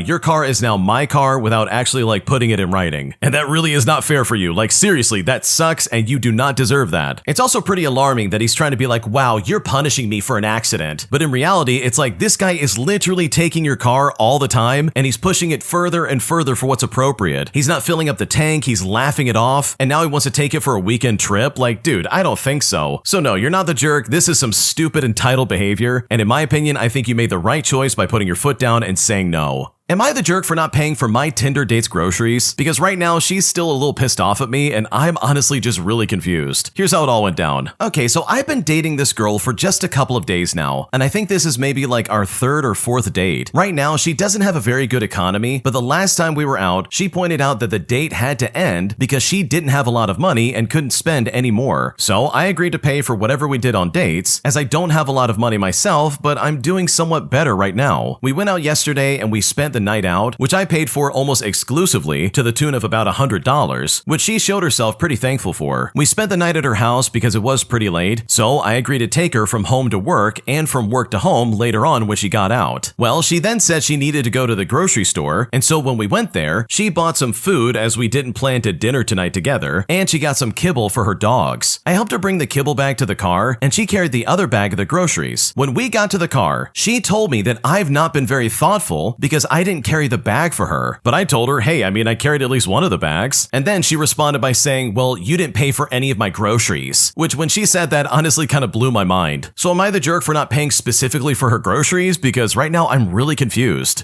Okay, I gotta be completely honest. This seems like one of those slippery slope situations where they're trying to like test the waters and see how far they can kind of step over the line until you notice that things are not right. Because she literally tried to be like, wow, you didn't even pay for my groceries, even though you've already been paying for dates pretty much every night, while also trying to like demonize you for not carrying all the bags. So I think you're wise to see this as a red flag, because if I was in your shoes, I would feel the same way. My roommate's giving me the cold shoulder after I took my tabletop grill back home, because after she's used it and pretty much never cleaned it properly, I'm pretty sure she's pissed off at me, almost as if I'm punishing her in some way, because right now I'm honestly very frustrated and I don't know what to do. Here's what's going on. Okay, for a bit of context, I'm living in an apartment going to university with 3 other girls. I have a tabletop grill, and it was my first adult purchase with my internship money, and I take really good care of it. Well, my roommate here wanted to use it, so I gave her the rundown. Try not to use knives because it scratches the coating, clean it when you use it, and take care of it. I don't think I was very strict about it, and I guess that might have been the issue here, but I said that anyone could use it alongside my other kitchenwares. So the first time she used it, I think she grilled catfish, I'm not really sure, and as you can probably guess where this is going, she didn't clean it for a week. And I got annoyed about the fact that she left it like that, so I cleaned it myself because I wanted to use my grill. She then came outside when I was cleaning it and said she was busy at work and hadn't got a chance to clean it. But I just thought to myself, okay, next time I suppose. I mean, bad weeks exist. Fast forward, and the second time she used it, I waited for 3 days before texting her about it, asking if she had used my grill, and then suddenly she was outside cleaning it, which, if I'm being honest, made me a bit confused. I didn't even know she was home. But I went outside and I stated to her that I would like it if she cleans the grill when she uses it. When I got it back this time, there was still oil on it, and so I had to clean it again myself just to use it. Anyways, Thanksgiving comes around and I take it home. And for reference, I took it home because I wanted to use it for Thanksgiving. And you know what? I left it. Not anything against her, but my mom and my sister were coming over and they like to grill sausage on it. So I left it with them since I'm going home in 3 weeks for the end of the semester anyways, and I don't really want to take my sister's luggage, my luggage, and the very fragile glass lid for the grill at the same time. Well, yesterday, I ended up getting in the elevator with that roommate. I said hi to her, but she just stayed on her phone. I guess she just didn't hear me, but I wasn't going to attempt it again since there was another person on the elevator, and it really seemed like she just was not in the mood. And anyway, she was looking at her phone, so she might have been doing something important. Anyways, we get off, I'm walking to our apartment door, and I guess she slowed down a lot, as if she intentionally didn't want to arrive at the same time. I don't really mind. I mean, sometimes people don't want to talk, and I know I don't sometimes. So anyways, I guess I messed up her plan, because I ended up struggling with the door lock, and for reference, I struggle with it every time I try to get in the apartment. But eventually, she ends up coming around the corner when I unlock it, and I actually hold the door open. Our other roommate then comes out and she talks to her. I then just said hi, and then I went to my room. Then later, when I come out, I can see that she cooked catfish, and now I'm questioning if the cold shoulder was because of that. But if she wanted it, she could have just asked me, and then I could have told her where it was and why. So maybe I'm overreacting here, but it really seems like she was upset at me for me taking my grill. And at this point, I don't know what to do. Okay, if I'm being completely honest, I think your roommate's being very immature, and yeah, she's upset with you. She doesn't have the guts to say it to your face, but she's mad that you took away the shared stove and now she doesn't get a chance to use it. But like, dude, if she would just communicate and be like, oh, did you take it home or something like that? You could explain, oh yeah, I left it there since I'm taking it home anyways for break. But instead, she wants to act like a teenager still despite being in her 20s, and that is not your problem. So in my opinion, if she wants to act weird, then go for it. You're not the one at fault because she clearly never took care of the grill in the first place, and if she wanted to enjoy it more, then maybe she should have cleaned it better.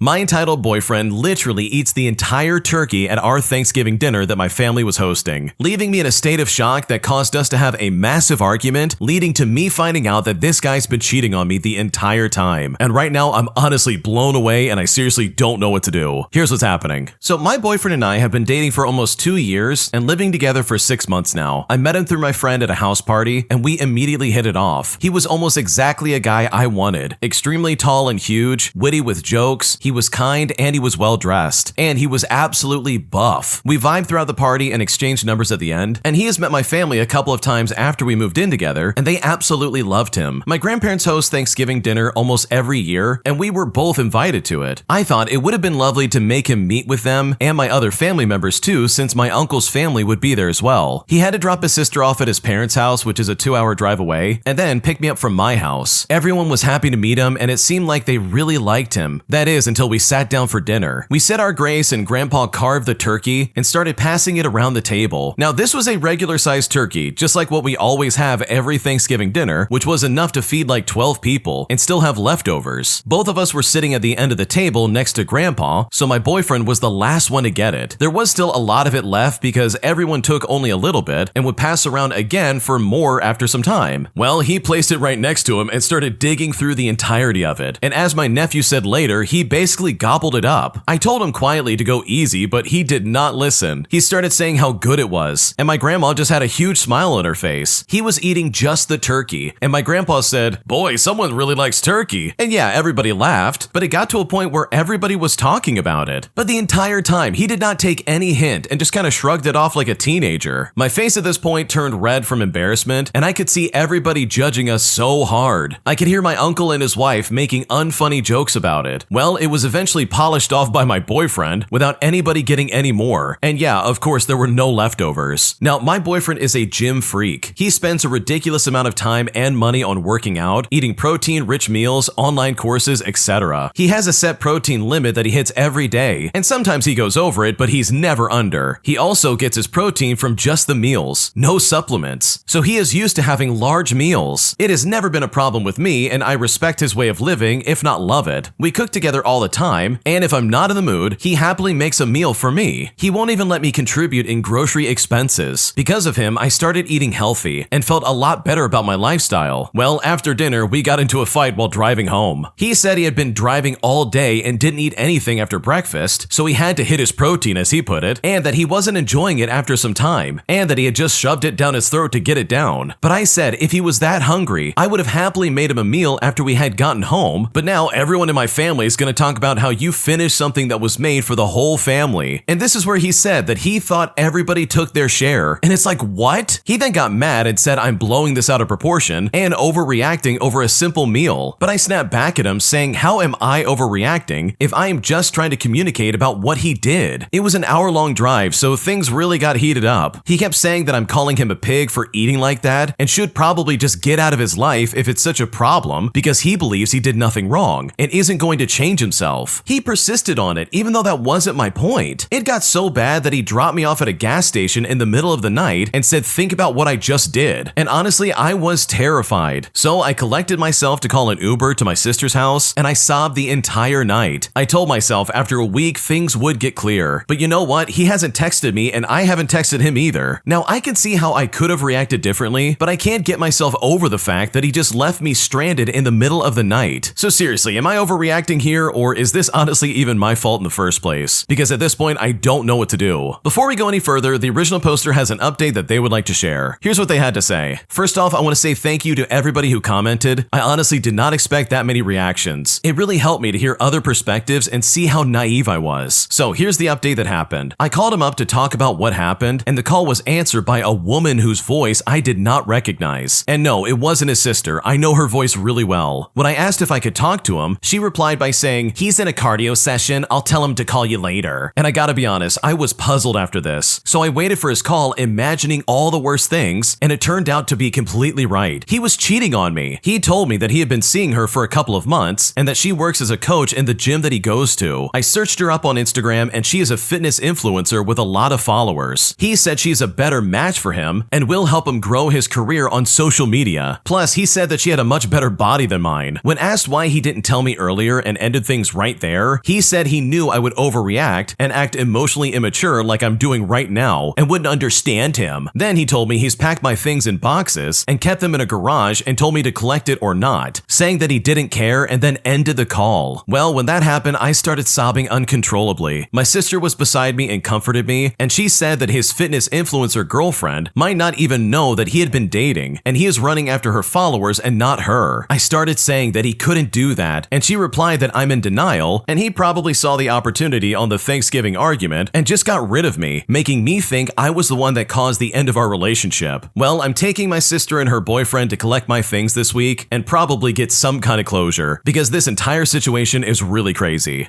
Okay, this is some insane behavior. First and foremost, you didn't do anything wrong. Your ex-boyfriend is a psychopath and that guy is a huge pig. I'll go ahead and say it. Like, what is going on right now? First off, if you're gonna be going to someone's Thanksgiving dinner, don't eat the whole turkey in one go. Like, are you crazy? This guy's got some serious problems. That is like so rude, it's not even funny. And in retrospect, it kind of like explains why he did that, because clearly he was trying to ruin the relationship. He went in there and said, "Oh, I'm gonna eat this entire turkey and make her look crazy. And then I'm gonna kick her out of the car as soon as she starts to argue about it." Like, this guy's the root cause of this entire relationship going south, not you. Like, you literally didn't do anything wrong. But it just really sucks that this guy was actively cheating on you probably the entirety of your relationship. Like, I'm willing to bet this guy was just going behind your back, and it finally hit like a breaking point where he was feeling guilty and he didn't know how to cut you loose besides doing it violently. Like, trust me, this guy's a piece of garbage and you could do way better than this idiot. But in my opinion, the fact that he left you at that gas station says everything that you need to know about this guy. He clearly did not care about your safety at all. That is so sketchy and scary, it's not even funny. Like, good lord, it's the middle of the night and you're at a gas station you don't know, and suddenly you're expected to like figure out how you're gonna get home. Like, dude, what's happening? This guy is a massive piece of garbage, and honestly, I'm kind of glad that you're away from him. So I'm so sorry that this happened, but honestly, the silver lining here is that you don't have to deal with a cheater, because I guarantee you he's probably just gonna do this again in the future, and when his current relationship blows up in his face, trust me, it will absolutely be his fault. If you like Am I the Jerk, you're probably going to love Am I the Genius. Check it out, link down below in the description. Also, go to amithejerk.com/submit if you would like to submit your own stories.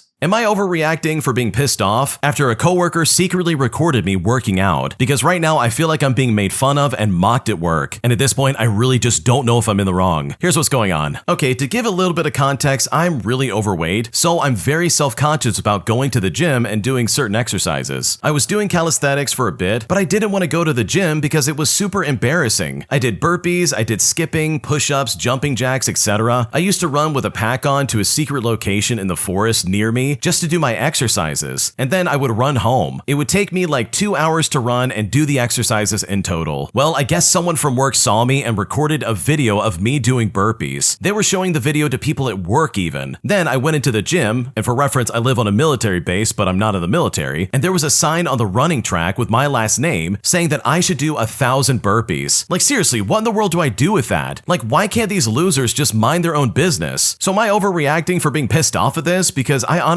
don't know what to do. Okay, in my opinion, I don't care if it's in public or not. If someone's secretly recording you without your consent, whether they're allowed to or not, I absolutely am going to freak out, and so should you. Because clearly they're trying to do it maliciously to make you look bad. Here you are trying to like change your life and improve your life by, you know, losing weight and getting in better shape, and yet they're over here making fun of you and showing pretty much everybody the fact that you're exercising, as if that's any of their business. And you can bet them signing you up for something is absolutely their way of mocking you. So if I was in your shoes, I would go to like human resources or some kind of upper management and identify exactly who did it to you. I would check in with people through word of mouth or like find somebody who's seen the video and identify exactly who did this so you can complain, because what they did is completely unacceptable and it's really toxic. They would try to fat shame you in this kind of way. My entitled friend basically implies that she wants me to give up my tickets to a concert we were going to see so that she can give it to one of her friends and go with them instead. So I decided to get some revenge by literally just reselling the tickets, leaving my friend high and dry and showing them that, yeah, I do know what you're trying to do right now. Here's what happened. So I bought tickets to a really desirable concert with my cousin for about $200 each back in February. I've been looking forward to this concert all year. A couple weeks ago, my cousin told me that she couldn't go anymore and that I can keep her ticket and invite a friend. Even though she paid $200 for her ticket already, she said that she didn't want her money back and that any friend I invited can go for free. So I invite a friend of mine to go with me and she says yes. She's excited she can go and is grateful she got the ticket for free. The day of the concert is coming up in 4 days and she texts me to let me know it's forecast to snow the day of the concert and it will be super cold and windy with wind chills down to 0. I then check the weather apps and decide to listen to the local news forecast on the TV and it doesn't look good. I then tell my friend that I don't drive in the snow and I can't really take the train because the outdoor temperature will be so low, and in my area I sometimes have to wait for the train outside for like 20 minutes or so, and I just don't feel comfortable being exposed to the cold for that long. I also can't Uber to the stadium because round trip would be too expensive, so I tell her if the weather is bad that day, I will just transfer the tickets to her and she can go without me. She then starts pressuring me to let her know ahead of time so she is not scrambling at the last minute. I told her that snow and weather predictions are pretty variable in our area, and I can't really decide until the day of when I get a feel for how much snow has fallen, as well as see the condition of the roads and how bad the wind and the wind chill is. Now for reference, she lives very close to the venue, so it will be easy for her to get there, even if the weather is bad. Well, she again says that the right thing to do is to let her know a couple of days ahead of time so she can find someone else to go with, but it's really making me uncomfortable that she's already planning to go with someone else right before the snow even hits the ground. She has a friend she usually goes to concerts with who also lives near her, so I knew in her beady little brain that she's obviously planning a concert outing with her other friend and just wants me to transfer the tickets now instead of waiting for the actual weather event. I think about it for a second and I tell her that I've decided ahead of time that since the weather will be bad, I'm just going to list my tickets for resale and try to get my money back since I can't go. And she responds back by saying, wow. So I replied back by saying, oh, did you expect me to transfer $400 worth of tickets to you before the snow even hits the ground? Or do you want to buy the tickets yourself? And of course, she didn't respond. But even if the tickets don't sell, I'm not going to give them to her anyways because honestly, I don't think she deserves them. Yeah, from the sounds of it, this friend was clearly hoping you would back out so they could bring someone else along. And that is honestly super toxic, and I would really hate to be friends with someone like that because, dude, come on. Like, they really wanted you to call it and basically just give her the tickets so she can go with someone else. So I love the fact that you decided to, like, sell the tickets instead, especially because your friend was being really weird, and in my opinion, they didn't deserve to get the tickets. My coworkers were constantly leaving their garbage on my desk and bumping into my chair anytime they cut through my workspace. So I decided to get some very petty revenge, where I started to intentionally back my chair into them anytime they crossed through my area, resulting in some very bruised ankles. Here's what happened. Many years ago, I had a corner desk near the door. Coworkers would regularly put their drinks on my desk on their way to the restroom and then pick them up on their way back. After asking them not to do that, I put an extra wastebasket at the end of my desk and started tossing their drinks in it, and they were often genuinely surprised to find no drink when they came back through. But I just apologized and I told them that I didn't know who left their trash on my desk, but I needed my desk space just so I could work. They also bumped into my chair while cutting through my work area. These things would happen multiple times a day, and it was always the same handful of people. It was so bad that if I were to roll my chair back 6 inches, I would accidentally run into them. So that's exactly what I started doing. When I had to get a file from the side drawer, I would roll my chair back and turn sideways to get the files. I decided that I needed a file pretty much every time someone was cutting through my workspace. It took a few times, but the worst offenders soon stopped after a few interactions between their ankles and my chair legs. I would always profusely apologize and ask if they were okay. I would offer to help them get back to their desk and write an accident report, etc. Nobody was ever seriously injured, but I'm sure there were some bruises. And no, I'm not proud of it, but if I had to do it all over again, I absolutely would. Okay, honestly, if I'm gonna be working in an office space, stay out of it. Leave your crap off my desk and don't walk through my area. Like, I bet you it was one of those offices where it's like, oh, the bathroom's right there, but I need to walk around this office space to get to it. So instead, I'm just gonna cut through. The original poster won't mind. And then cut to you literally having to deal with them on a daily basis. Like, that is super frustrating. So good for you for taking up space. Like, honestly, that's sometimes what it takes, and I'm kind of glad you did that. Am I the jerk for telling my roommate that I won't change my habits simply because he's bringing his friends over? Because after he tried to shame me in my own home, I'm honestly kind of wondering if I'm at fault or if this guy's just a massive jerk. Here's what's going on. To start things out, I rent a house with 4 of my buddies from college. We have done this for like 2 years, and it helps that not only are we great friends, but we have a system of deciding house rules. We figure everything out with a majority vote. Whether it's disagreements on cleaning, when to make the quiet hours for the night on weeknights, basically it always comes down to majority rules. It has kept everything flowing smoothly, and so far it's worked really well. Anyways, one of my friends moved out last month to get a place with his girlfriend, and he found a friend of a friend to take over his room. The guy was nice enough, but then he came to us with a declaration. Apparently, he was uncomfortable that we were not always completely dressed in the house. Now, mind you, no one's walking around naked, but some will sometimes not wear a shirt or just be in pajamas or boxers or underwear when lounging around the house. I admittedly am one of the 2 of us that does it the most, as I usually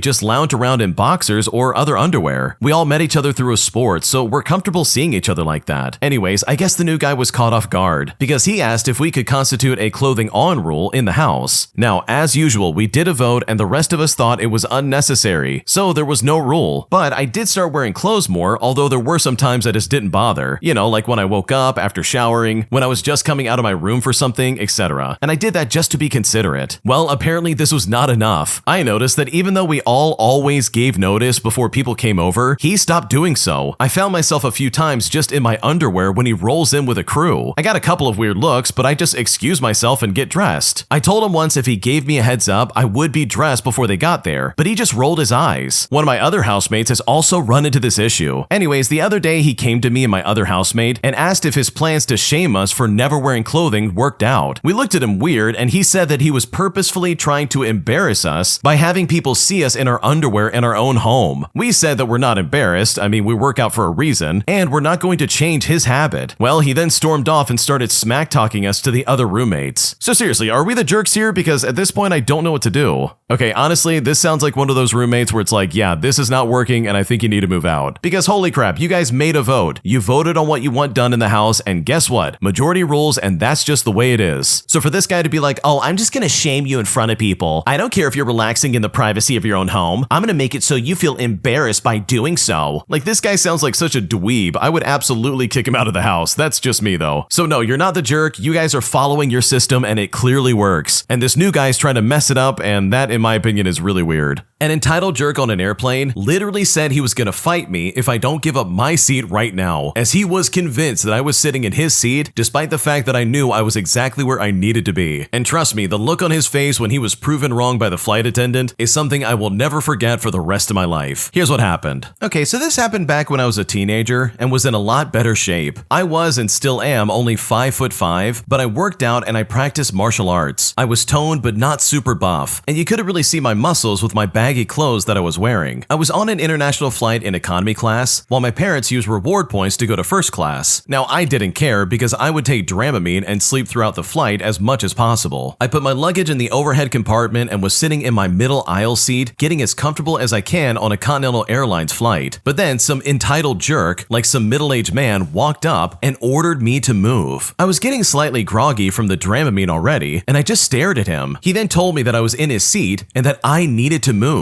But I told him I was in the seat assigned on my ticket and that he must have the wrong seat. He then suddenly started yelling at me, calling me a stupid jerk, and threatened to yank me up by my hair if I didn't move out of the seat. But I told him if he laid a finger on me, I would beat the ever-living crap out of him. He then demanded to see my ticket, but I told him I didn't have to show him anything. Well, a flight attendant heard the raised voices and walked over to see what the problem was. But he was flailing his arms and yelling and saying, "This stupid idiot is in my seat and won't move." The flight attendant then asked to see my ticket, and I ended up showing it to her just to clarify everything, and she said that I was in the correct seat. She then asked to see his ticket, and he showed it to her begrudgingly, insisting that the flight attendant was wrong. She looked at it and told him that his ticket was for the seat behind me. Well, he then turned red redder than he already was and looked away. He couldn't even bring himself to make eye contact with me and just mumbled something as he got in the seat behind me. I laughed at him and I went back to the seat to take a nap. Now, lucky for him, I didn't like to recline the seats, so I stayed upright the whole flight. The flight was 11 hours in total, so hopefully it gave him some time to calm down because that was definitely an overreaction. Dude, that is such a weird way of treating someone who's sitting in a middle seat. Dude, what are we doing here? Even if that is your seat, saying you're gonna hurt someone just because they're sitting there is not the answer. Dude, what's going on? And plus, it's a middle seat, like I said. That is so dumb. I don't know about you, but I hate the middle seat. I hate sitting there. I'm rubbing up against people that I don't know. I really just feel cramped. And overall, it's a miserable experience. So for this guy to throw a fit over something like that is just comical in my opinion. And if anything, it shows how stupid he really is. Did I overreact in the way that I broke up with my girlfriend? Because right now I'm questioning everything and I don't know if I'm in the wrong. Here's what happened. Okay, so I recently broke up with my girlfriend after about a year together, and now some of my mutual friends are saying I was too harsh, so honestly, I'm questioning myself. Early on in the relationship, I made it clear that I value communication and respecting boundaries. I'm not controlling. I just don't like feeling dismissed or talked over. And you know what? She agreed with me and said that she appreciated that about me. Over time though, she started doing things that bothered me and would just brush it off when I brought it up. For example, she would cancel plans last minute without explanation, she would make jokes at my expense in front of other people, and then go silent for days whenever she was upset instead of talking things through. Every time I tried to address it calmly, she would say I was too sensitive or that I was making a big deal out of nothing. I started feeling like my feelings didn't matter unless they aligned with hers. The breaking point was when she made a pretty personal comment about me during a group hangout that really embarrassed me. I told her privately afterwards that it hurt, and I asked her not to do that again, but she just laughed at me and said, "If you can't handle a joke, that's on you." At that point, I told her I didn't feel respected in the relationship anymore and that I wanted to break up. When I said this, she immediately flipped the script, saying that I was abandoning her, that I never really loved her, and that I was selfish for not trying harder. Ever since the breakup, she's been telling people that I blindsided her and that I left over one joke, even though this was something I brought up multiple times over months. And now I'm getting messages from friends saying that I should have just sucked it up or even given her another chance. So seriously, am I overreacting here for ending the relationship like this? Because at this point, I'm honestly really frustrated.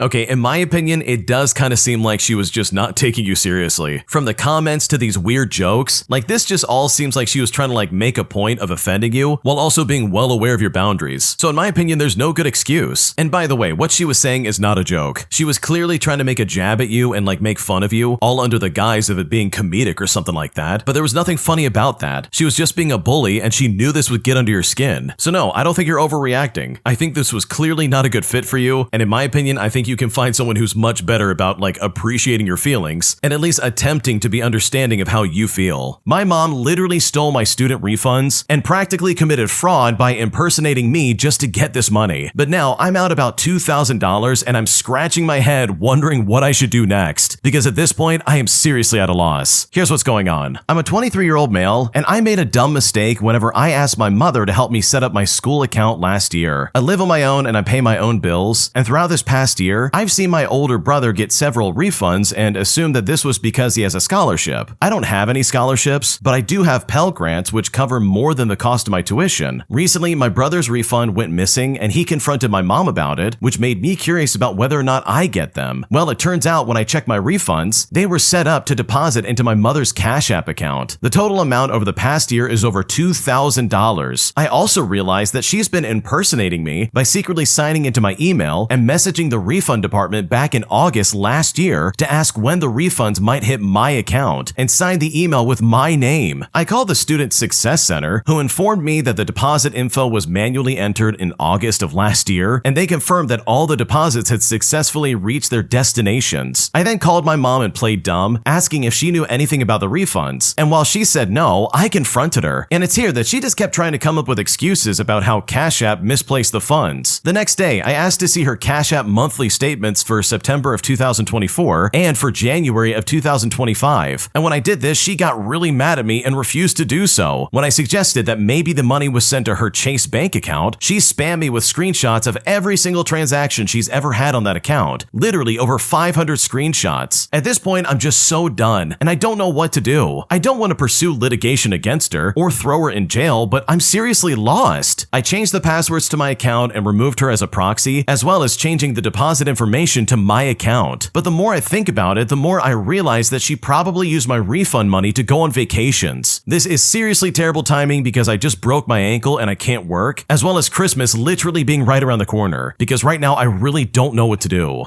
Okay, personally, I can understand why you wouldn't want to pursue some kind of legal action against your mom, but holy crap, if that was me, I would absolutely be doing something about this. I would be telling her straight up, you can either return the money you stole from me, and that will be the end of it, or else I'm gonna escalate and make your life very miserable. Because think about it for a second, she stole money from you, and I don't know about you or anybody else, but holy crap, $2,000 is a lot of money, especially in today's economy, bro. Dude, I need that money. I'm not gonna let anybody take that money and then sit there and be like, oh, well, I guess it's just something that happened. No, bro, your mom committed fraud. There's no way I would personally ever let anybody do that to me. If I knew about it, I absolutely would do something about it. So sure, I completely understand your situation where you're like, okay, I'm just gonna change my passwords and be done with it. But if that really is the path you're gonna take, then you better promise yourself that you will never give her any kind of money in the future. Because if she can do this once, then holy crap, she is absolutely willing to do that again. And that, in my opinion, is very unfair for you and not something you should ever put up with. If you like Am I the Jerk, you're probably going to love Am I the Genius. Check it out, link down below in the description. Also, go to amithejerk.com/submit if you would like to submit your own stories. Am I the jerk for telling my neighbor to address her husband's creepy behavior instead of policing my clothing in my own home? Because apparently this guy is reporting back to his wife that I'm wearing scandalous clothing while I'm literally working out of my own home. And at this point, I'm really pissed off and I don't know what to do. Here's what's going on. Okay, so I was doing yoga in my living room yesterday morning, wearing leggings and a sports bra as I often do. I live alone and I keep my curtains mostly drawn for privacy, but I like to leave a small gap for natural light. Well, mid-stretch, there's a furious pounding at my door. I open it to find a woman I've never seen before who introduces herself as my next door neighbor, who I will call Sarah for the sake of the story. Without so much as a hello, she launches into a tirade about how I make her uncomfortable and that I need to cover up. And honestly, I am utterly confused. I asked her what I've done since we've honestly never interacted before. And it's here that she says her husband has seen me doing yoga half naked through my window and it's inappropriate. I then glance down at my outfit. It's a standard workout gear with nothing scandalous going on. I tell her that I'm not sure why her husband is staring into my windows, but that sounds like an issue she needs to take up with him and not me. She then sputters that I'm being immodest and disrespectful to the neighborhood. I counter that I'm minding my own business in my own home, and it's completely inappropriate for her husband to be spying on me and reporting back to her. I suggest that instead of policing my wardrobe, she should have a conversation with her husband about respecting neighbors' privacy and not being a creep. She then accuses me of trying to seduce him and threatens to report me to the Homeowners Association. Now at that point, I've had enough. I tell her that her insecurities and her husband's wandering eye are not my problem, and I will not change how I dress in my own home just to cater to a peeping Tom. I then shut the door on her sputtering face. So now, I'm wondering if I'm the jerk here. I may have been a bit harsh, but I'm tired of being told to cater to the male gaze in my own safe space. And frankly, if she's more upset about my yoga pants than her husband's behavior, then they have bigger issues than my fashion choices. Okay, this is some crazy behavior because good lord, instead of this lady going to her husband and being like, why are you staring at women through their window? She actually goes to the lady sitting in her own home and being like, you need to change your clothing. It's like, bro, what is going on right now? I'm in my own house, letting a little bit of light come in through the window so that I can enjoy the daylight for once. And you're actually gonna come up and act like I'm the problem when your husband's looking through her window? Dude, what is going on? That is so weird. And also, just so people are aware, wearing leggings and a sports bra is not scandalous. That is normal workout wear for women. What is going on? Especially in their own home of all places. You have absolutely no say in what I can and can't do. And I really hope that lady does report the original poster to the Homeowners Association, because I can't wait for that meeting where it's yeah, my husband was looking through her window and he saw her looking really scandalous and wearing basically nothing. That's going to be a hilarious conversation because there is absolutely no grounds for any kind of punishment. It's not like the original poster is standing naked in front of the window and being like, hello world. That's not happening. They're literally just working out. Meanwhile, your husband's being a creep and looking through her window and being like, oh wow, look at her working out. This is crazy. So no, you're definitely not the jerk because you have absolutely done nothing wrong. Today, I was forced to literally do everything by myself at the front of house at our restaurant, as nobody else was there at work, leaving me high and dry to figure it out. But at the end of the day, I ended up getting a 1-star Google review, all because a table walked out because I couldn't get there in time. And now I'm wondering what to do next because right now I'm very frustrated. Here's what happened. Okay, so today I opened the restaurant completely by myself. I was everything too, by the way. I was the server, the bartender, the barista, the hostess, the food runner, and the busser all rolled into one. Within the first part of service, I already had 9 tables, including 2 7-tops. I was sprinting around, greeting tables, making cocktails and coffee, running food, bussing tables, taking orders, and doing all the opening tasks. But then a new table comes in. I greet them right away and I say, "Hey, I'll be right back to take your drink order, but just as a heads up, I'm the only one here right now." They all nod like they understand, but immediately, the guy at the table has an attitude. First, he asks to be moved because it's too loud, and I say to him, "Okay, fine," so we go ahead and move him. But then he asks again to move to another spot because it's still too loud. Meanwhile, I've got 7 different lattes balanced on a tray for other tables that are already waiting. Before I can even circle back to take his drink order, the dude just stands up and walks out. And as they're leaving, I apologize again and remind them that I'm running the entire floor alone. Well, fast forward to the end of my shift and I get a 1-star Google review. They claim that they waited forever, that no one came by to the table, and that the service was terrible. And it's like I literally acknowledged them and I told them that I was by myself.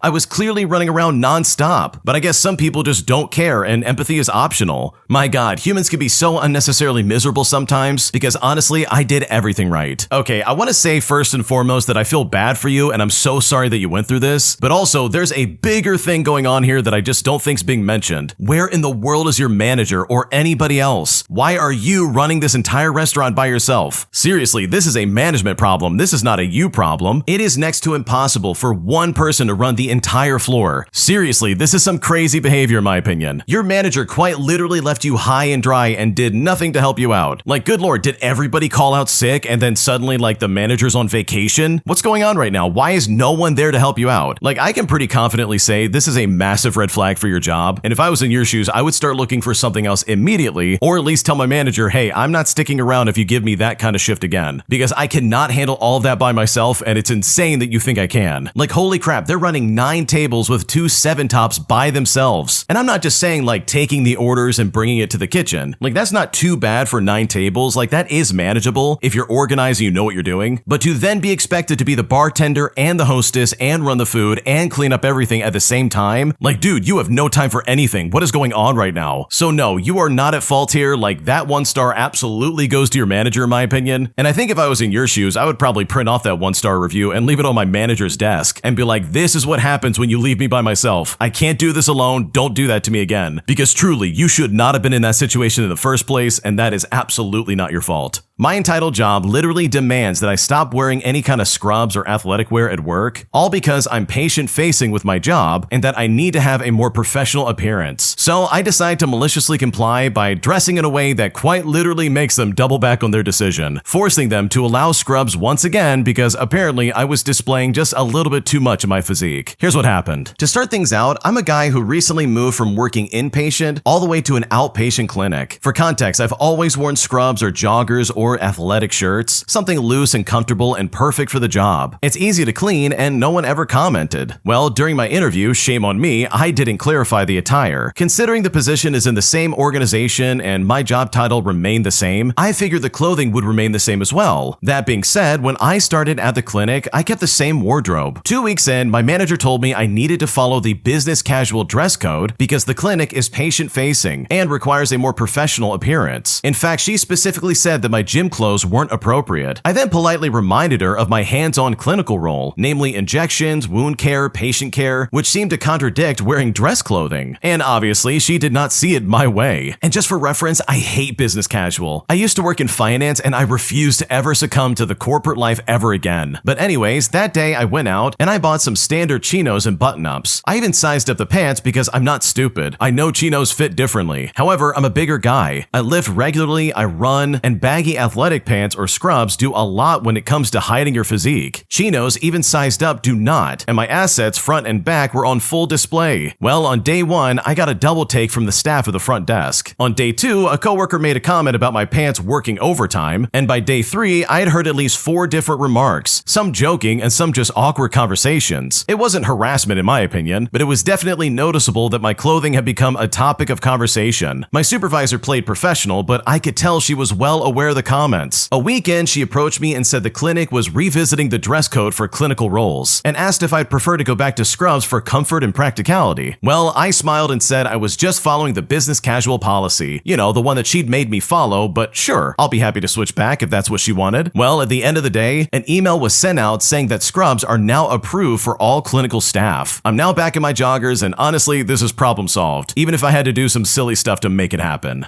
Okay, I think this is hilarious because good lord, this guy literally said, oh, okay, I'll wear the business casual, but it's gonna be skin tight and you're gonna see everything. Like, holy crap, that is hilarious in my opinion. So yeah, good for you for playing the game and getting exactly what you want, because it sounds like your boss and pretty much everybody in charge was being stupid and they were being really difficult for like no reason. My coworker had the pettiest of revenges with our tantrum-throwing boss, as he made our boss go crazy in a way that he never even realized. And honestly, it was a great thing to watch. Here's how it went down. To start things off, our boss was a petty tyrant. He would do things that put us in a difficult situation and then yell at us while blaming us for the hassle. Best of all, he was an impatient man-child. My coworker, who I will call Tom, was stuck in the office more than I was, and I really feel bad for that guy. But Tom's petty revenge was driving our boss more insane, and yet our boss had no idea he was doing it. Now, our boss had the nice big office up front. The printers were in the back, and Tom and I sat in the cube farm between them. The boss would print something out and then quickly and impatiently sprint to pick up what he printed, and he was always so hyper-focused on getting that printout. Most times, the laser printer would spin up and our boss would move from his office, but it's here that Tom would get up from his cube and get in his way. He would walk slowly to the printers, or he would be carefully carrying a cup of coffee that was filled to the brim, or waddling awkwardly towards the bathroom. Sometimes he would even do that awkward side shuffle thing, where it's like, oh, which way are you gonna go? As they literally are trying to dodge each other. But Tom never got it right, and they ended up running into each other every time. I watched this happen whenever I was in the office, and you know what? Tom was doing this multiple times per day. The best part about it is that our boss had no idea, but his blood pressure went up every time he went to retrieve a printout. So truly, thank you, Tom. Against all odds, you made that place just a tiny bit more tolerable. Okay, I love this so much because holy crap, I can't stand bosses like this. And I'm sure you know the kind I'm talking about. They cause all these massive problems, they're difficult to work with, they literally set their office up for failure and then scream when no one can handle it. Like, that's a nightmare to deal with, and I honestly cannot stand people who act like that. So good for your friend for getting some revenge, because honestly, this kind of person absolutely deserves it. My niece moved in with me after she had an argument with her parents where they essentially kicked her out after she didn't want to pay $300 more in rent. But now that we've got her set up and figured out her expenses and got her signed up for community college, my niece's parents are pissed off at me, saying that this is all my fault, despite the fact that I'm literally just trying to help her out. And now I'm wondering if I'm the jerk or not, because this is getting kind of weird. Here's what's going on. A few months ago, my 20-year-old niece, who I will call Charlotte, called me up saying that she was kicked out after an argument with her mom. She was saying that she was already paying $500 per month, and they were asking her to pay another $300 while not charging any of her siblings anything. I called her parents to get their side of the story, but it's here that my brother immediately said to send her back because his wife didn't mean it when she told Charlotte to get out. Now, after a while, he did confirm what Charlotte said about having to pay, but tried to justify it by saying that she could afford it because she was working and that their car insurance went up because she was in a car accident, ignoring the fact that all of their kids have been in an accident of some kind, including one of them totaling their car and causing significant damage to 2 others, and then being given a new car 2 weeks later. Well, I told Charlotte that she was more than welcome to live with me and the girls. So we went back to her parents' house, we packed her stuff, got all of her important documents, returned her car, and took her back to my house. I got her a bank account that's only in her name, I loaned her money so she could buy a somewhat new car, and I helped her enroll in community college. She's studying early childhood education, she teaches a mommy and me class once a week, and she babysits up to 4 days a week. Before she agreed to move in, I told her she was going to contribute, but nothing like her parents. She pays me $250 per month in rent, and this goes directly into an account that's only going to be saved and invested for her. She has access to the account, and she also pays $100 per month for groceries. She also gets $50 per month from the school for groceries, so she really only pays like $50 if you think about it. I split her car insurance with her, which on her new plan comes out to about $170 per month, with her share being about $85. I loaned her about $4,500 for her car, so she's paying me $150 per month to pay that off. Gas is also around $80 per month, but she gets another $50 per month from school, so now it's about $30. We then talked about how much she makes from her class and babysitting, how many hours per month she needs to work to cover her expenses, as well as how much she will work so that she can have some spending money and money put aside in case she has a bad month. Now, Charlotte still speaks to her siblings and was talking about living with me and paying for herself and learning how to budget, and it's here that I found out her parents are furious that I'm the one that convinced her to move out over paying rent when I'm having her do the exact same thing. So seriously, I need to know, am I the jerk for having her pay rent and other expenses in my own home? Because right now I'm kind of baffled and I don't know what to do. Okay, first and foremost, no, you're definitely not the jerk. And I think how you're going about doing this with Charlotte is way better than what her parents were doing. They pretty much said, oh, you're gonna pay $300 more, otherwise you can get out. And it's like, holy crap, what are we doing here? That is a weird ultimatum to start off with. Instead, the original poster is breaking it down and saying, okay, we're literally investing in your future. I'm helping you get started. We're getting you on your feet. Like, this is gonna work out. And from the sounds of it, her parents are finding out that you're actually organized when it comes to this, and you're treating their kid with some semblance of empathy, and they clearly don't like that, so now they're pissed off and they're like, wow, you're showing us up. Not because you convinced Charlotte to move out, but because you're showing them that, yeah, this easily could have been taken care of in a more responsible and adult manner, instead of giving an ultimatum and being like, oh, you need to get out, you're not doing what you need to. Like, that's crazy. There's no excuse for that. So no, you're not the jerk, you didn't do anything wrong, and you definitely didn't convince her to move out. Like, that's crazy. All you did was offer her a place to live and say, hey, if you hate it there, come live with me. We'll figure your life out. And from the sounds of it, it's going really well. And if you really boil this down, it sounds like the parents are pissed off that they're missing out on like $800 a month. And in reality, they could care less about Charlotte, which is really a big problem in my opinion, and I think you helped out in a really dire situation. My girlfriend and I are breaking up, but I honestly feel like I'm making a mistake since she told me that the way she acts is the way that every girl acts. And at this point, I'm not sure if I'm the jerk and I just don't know what to do. Here's what's going on. Okay, so I've been dating my girlfriend for almost 3 years, and we have recently been going through a difficult phase. There are many reasons for our recent problems. At first, everything happened very quickly. We started dating very quickly and moved in together, and I feel guilty because I am her first boyfriend and she's my third girlfriend. I should have been wiser, but I got carried away by the euphoria of our first dates. For a few months now, we've been having some problems because of our differences. It's as if the little things that happened in the past happen so often that they become bigger and at some point turn into a problem, such as the fact that we are very different emotionally speaking. I am very calm and I try to seek out peaceful relationships and dialogues with her and pretty much everyone close to me, whereas she's practically the opposite. She gets angry easily, she swears, she hits things, and gets triggered by the smallest things, like dropping something on the floor. I feel like she's going to explode at someone at any moment, and when we have a problem, she retreats into silence and gives me the cold shoulder, followed by, oh, nothing's wrong, while I'm seriously just seeking dialogue. We've talked about this a lot, but nothing ever changes. Well, yesterday, we argued because she's one of those people who has an opinion about everything and everyone, who always knows what everyone should do, always has criticism for everyone around her, and always speaks her mind. She has a very strong personality and seems really proud of it, and apparently it runs in the family. We ended up arguing because she didn't want to spend Christmas with me and my family, and she justified it by saying that she doesn't want to be around my siblings because she doesn't like them. Now, the reason behind this is that she thinks my 6-year-old sister is spoiled, and that's why she doesn't like her. She also thinks my 11-year-old brother is messy, and my 17-year-old brother is useless. She also disagrees with how my mom deals with them and says that I should do something about it. So seriously, that's what really bothers me. Her having an opinion about everything and everyone, knowing what everyone should do and making a point of speaking up, because that's just how she is in terms of like personality. I told her yesterday that it bothers me and that she's so bossy about it. And she said it bothers her that I'm so easygoing simply because I mind my own business and I don't always act like a know-it-all. Well, yesterday after the argument, I said it was better to break up because I can't take it anymore. I believe there should be differences, but not ones that make you roll your eyes. But she said that everyone is like her and has an opinion about everything, but I don't believe that's true. People I've known in the past weren't like that at all. Even though I told her I want to break up, I still feel guilty, and I feel like I'm demanding too much from her and I'm creating trouble. So seriously, am I the jerk here? Because right now I'm really confused.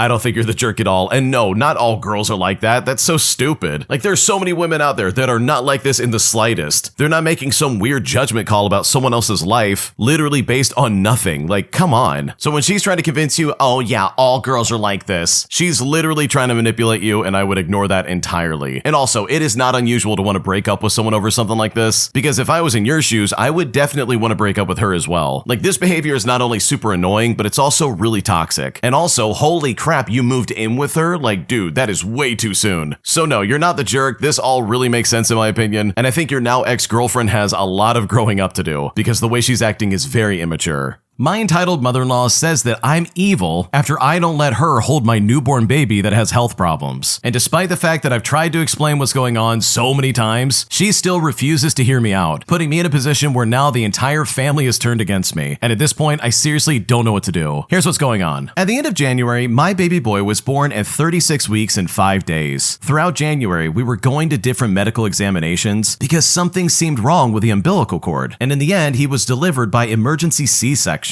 He then developed pneumonia, spent 2 weeks in an incubator, and needed a feeding tube because the antibiotics weakened him so much that he literally couldn't eat properly. After a month in the hospital, we were finally discharged, and he is healthy now and has no lasting conditions. This was the hardest month of our lives. And during all of this, I felt that my husband's family did not respect our boundaries at all. They showed absolutely zero empathy towards what we were going through. When we finally got home, we visited our relatives, but we were extremely cautious. We only showed them the baby and asked everyone not to touch him. Now, the family was completely understanding, they were supportive and respectful, but my husband's mother, who is my mother-in-law, completely lost it. She told everyone that she was banned from seeing the baby, and that my parents, according to her, had already surely held him. Every visit turned into comments about why the baby sleeps so much, why he eats so often, and how my husband's holding him wrong, etc. We later heard that she was also telling people that we were ruining the child, and that she knew better what he needed. She started claiming the baby had never even been sick, and that I asked to stay in the hospital longer because we supposedly didn't want to see her. She gossiped about my parents and said about me that evil has moved into this family, and it escalated so much that during Easter, my husband's family said that we should get a divorce. Then my husband's great uncle, whose apartment we were renting and paying for, told us that we would be evicted, so we had to move out. My husband tried talking to his mother multiple times, but she refused to understand anything. She began telling people that my husband was aggressive and yelled at her, which is completely untrue. He was crying and begging her to stop hurting us. We met her just as often as my parents. She even held the baby at the exact same time that they did, but because every visit ended in fighting, we started seeing her less and less. My husband always invited her to come over, but she refused because I was there. She has never tried to adjust our schedule or even help us in any way, shape, or form. We live on the same street, yet she has never been willing to come over. She always expected us to bring the baby to her. She refused to talk to me from the beginning, and now she doesn't even contact my husband unless she wants to emotionally manipulate him. Recently, she even started telling people that we were raising our son against her. After we moved out, we stopped meeting anyone from my husband's family, and we tried calling them, but every conversation became an argument. They denied everything they had previously said. They rewrote events and told us that we were the crazy ones. And at this point, after so many attempts, we've just kind of given up. It feels like talking to a wall. My husband's mother said that she won't do anything to change the situation. The last time they talked, she told him not to send any more pictures of the baby because she doesn't care. And now Christmas is coming up and I don't want to spend it arguing or feeling stressed out. We're planning not to meet with my husband's family at all, but I know his mother will create some kind of drama anyway so that she can play the victim. Now, it's important to note that our relationship was never close. My mother-in-law didn't even acknowledge that we got married. She always made little cunning remarks, but the dynamics in my husband's family are quite strange, so that wasn't unusual. She was not happy about the pregnancy, didn't want a grandchild, and especially she didn't want a boy. Now, we would mostly cut ties with these people, but it still feels strange to think that our son would also be cut off from his relatives. I feel like we can only choose from bad and unhealthy options. My husband's cousins, godparents, and grandparents tell us everything. Only his cousins know that the whole story is made up, but they won't speak up for us because they want to avoid the drama. And I guess we can call them flying monkeys, because they immediately pass on everything my husband's mother tells them. So is there a healthy way out of this? Because right now we really don't know what to do.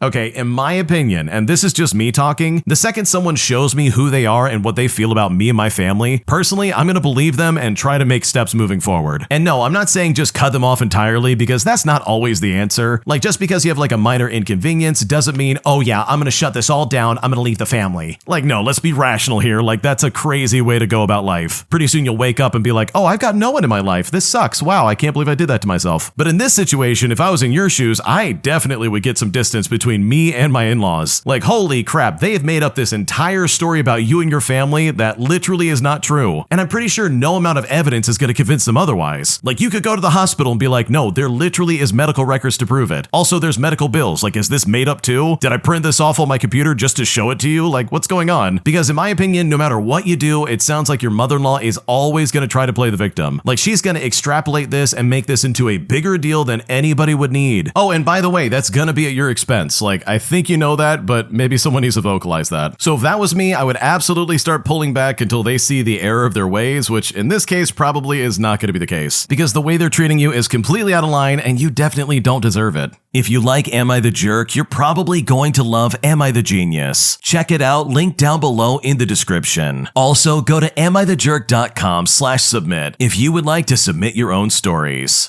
Today, I reached out and I helped someone out on Nextdoor who really needed it. But after I delivered her groceries to her, she immediately started complaining that not all of her items were there. And now at this point, I'm kind of thinking I got scammed and I just don't know what to do. Here's what happened. Okay, so Friday, I saw a post on Nextdoor from a woman asking for help with food for her and her son. And you know what? I reached out because I wanted to help. She offered to give me $60 on Wednesday as a thank you, and I didn't ask for anything, but nonetheless, I said okay. Well, yesterday morning, I sent her a DoorDash delivery and I spent maybe $136. Last night, she starts texting me saying I didn't get everything she asked for, complaining about missing mandarin oranges or bacon and stuff like that. But I have screenshots showing those items were out of stock and substituted. But even still, it got weirder from there. A few hours later, I saw another post on Nextdoor from someone with a similar last name, but this time it was a guy. The way this guy wrote sounded like this other lady, only the story was flipped around where he was now a single dad, the mom had passed away, and he needed help with food and gas. Also, it was in the same town and same kind of story. I don't know if it's a coincidence or what, but it really just felt off. I don't even know if she was going to pay me today like she said. And honestly, that's fine. I mean, I didn't expect anything. But the entitlement and weird energy after I helped was really wild. So I guess sometimes you just help out of kindness, only to then end up feeling played. Okay, first of all, I'm pretty sure you just got scammed, and I'm sorry to say that, because bro, what do you mean you looked on Nextdoor and someone said, I need groceries, somebody help, and then you just willingly said, oh, I'll do it for you. Oh, you want to pay me $60 for me to pay $136? Oh yeah, that sounds like a deal, I'll go for it. Like bro, what are you doing? Don't do that. That's a dumb idea. That's one of those ideas that you need to like ignore in the back of your head. Because here's the thing, I'm all about helping people in need and stuff like that, but at least verify your sources. Like this is some random person on Nextdoor being like, I need food, help. And even after you deliver the food, she still complained about what she got. Like, dude, come on. We gotta be a little bit smarter here. That's not a good plan. And I guarantee you, the other post you saw was probably her as well. Like, I'm sure she's been shopping around pretty much all over the place. And if that is the case, that is so toxic and weird. So yeah, this is some sketchy business, and I just don't think it's a smart idea to do that ever again. And hopefully you don't, because this just has scam written all over it. My roommate is concerned that I am constantly sleeping over at my boyfriend's place. And right now, I'm wondering if she's right, because this is one of my first relationships, and I don't know if I'm making a mistake. Here's what's going on. For a bit of context, my boyfriend and I have been dating for a little over a year now. I graduated college back in May and now have a full-time job at my old university. My boyfriend's a senior at the same school, and he lives on campus in an apartment, and I live about 10 minutes away from campus in an apartment with one roommate who is a friend from college. My boyfriend and I only really started sleeping over this past summer because he has sleeping issues, and it took him a while to get comfortable sharing a bed with someone and getting a good night's sleep. Over the summer and at the beginning of the fall, we would sleep over probably once or twice a week at most. But over the course of this summer, it's become more and more frequent. In the last month or so, it's turned into sleeping at his place more days than I sleep at my own, sometimes as many as 6 days a week. And honestly, I love this arrangement. I love falling asleep and waking up next to him. His apartment is on campus, so I get to walk to work in the morning if it's a weekday instead of commuting to work. work, and it means we spend more time together in general. But I really need to know, like, is this bad? Is it unhealthy for either of us for me to be sleeping over this often? Would it be the same or different if we split time between sleeping over at my place and sleeping at his? The thing is, my place is always sweltering hot, and he has a more comfortable mattress, and again, he's on campus, so it's very close to classes for him and work for me on weekdays to be at his place. He also has roommates who we regularly hang out with or play games with on a whim, which is really nice. And in contrast, my roommate isn't really around often enough to like do something like that. I can tell my roommate is both disappointed and a little judgmental of the fact that I'm over at my boyfriend's place so often, and I think she wishes that we could see each other more often. But the thing is, we still schedule time to hang out as friends at least once every couple of weeks. She just doesn't get to see me as often as a roommate as I guess she wishes she would when we moved in together in September. And while she is entitled to feel however she wants to feel about it, seriously, I need to know, like, is she right? Is this weird in some kind of way? Or if not weird, concerning or unhealthy? If you can't tell, this is my first serious relationship, so I'm having trouble figuring this situation out. I still pay rent and utilities on time. I do my share of cleaning and chores when I'm at the apartment, usually in the afternoons or evenings or even on like the weekdays. But it really makes me wonder, like, how can something that makes me so happy be this confusing? What should I do? Okay, honestly, I think your roommate needs to mind their own business. You're not bothering anybody, and I'm sure your boyfriend loves getting to spend time with you. Like, who cares if you're going over there all the time? Like, you're still paying rent, and I'm sure you're still contributing to, like, chores and stuff. So it's not like you're leaving the place destitute and not doing anything to help out. Plus, this is your life and your relationship, so if you want to spend time with your boyfriend a lot, then go for it. There's literally nothing stopping you, and I just don't see any issues here. So no, I don't think you did anything wrong, and I think your roommate just needs to mind her own business. Am I the jerk for saying that my babysitting rates are $35 an hour? Because after they found out, despite the fact that I'm not normally a babysitter, they freaked out and essentially called me selfish. And at this point, I really don't know what to do. Here's what's going on. To start things out, I'm a software engineer with a full-time job, as well as a side hustle of doing freelance coding work in my own time. I've always been the type to have a side hustle that I put a lot of my free time into. I mean, I really get bored sitting idle. My freelance hourly rates are like $60 an hour, and at my full-time job, my hourly pay works out to be about $40 an hour. So that's how I value my time. Anyways, over Christmas vacation, I was staying at my parents' house, and my cousin was also staying over with her 3 young kids from Christmas to New Year's. Now, I had been planning on doing some work on my freelance projects when I had free time, and this would be in the mornings when my family had no plans. I wasn't in any rush. I was already ahead of schedule on all of them, but I didn't really have anything else to do. We're also in a really rural area, and it's like an hour drive to the nearest anything. Then, my cousin and her husband asked if I could babysit all day for 3 days so that they could visit some friends in the area and hang out with just the adults. I said I had planned on doing freelance work at the library, and it's here that she offered to pay me to babysit. Well, I said I could if they got close to my freelance rates. She wanted a number, and although my freelance rates are like $60 an hour, I didn't feel like that was right. I mean, it was really high, but also I didn't want to go too low. Honestly, babysitting 3 kids would be harder for me than the routine coding work that I had for my freelance project. I don't know a lot about kids, and I've never babysat for long, and I had a feeling it would be stressful and very difficult. So I said $35 an hour, which is below what I make hourly at work, and what is the bare minimum I'd value my time for, if that time is spent doing difficult work. Well, when I said that, she went crazy at me, saying that's a ridiculous rate for babysitting, that I was entitled and being selfish, and that I'm trying to take advantage of how she didn't have other options. But I said that's way below what I would be making if I had time to do my own work, and I'd be putting off my own real work to babysit. Her husband then got mad at me, saying that I was a 24-year-old girl, that I'm basically near a child myself, that my time is not worth that much anyways, and it's childish to say that it was. He also said that I was a stupid girl for not knowing that babysitting costs like $15 an hour, while also mentioning that when I grow up and have my own kids, I will definitely see how stupid I was being. Well, after he called me stupid, I was done. So I just told them that I hope they could find somebody else. My mom thinks that I asked for something offensive, and my cousin and her husband obviously did too. So am I the jerk here because this situation is incredibly weird?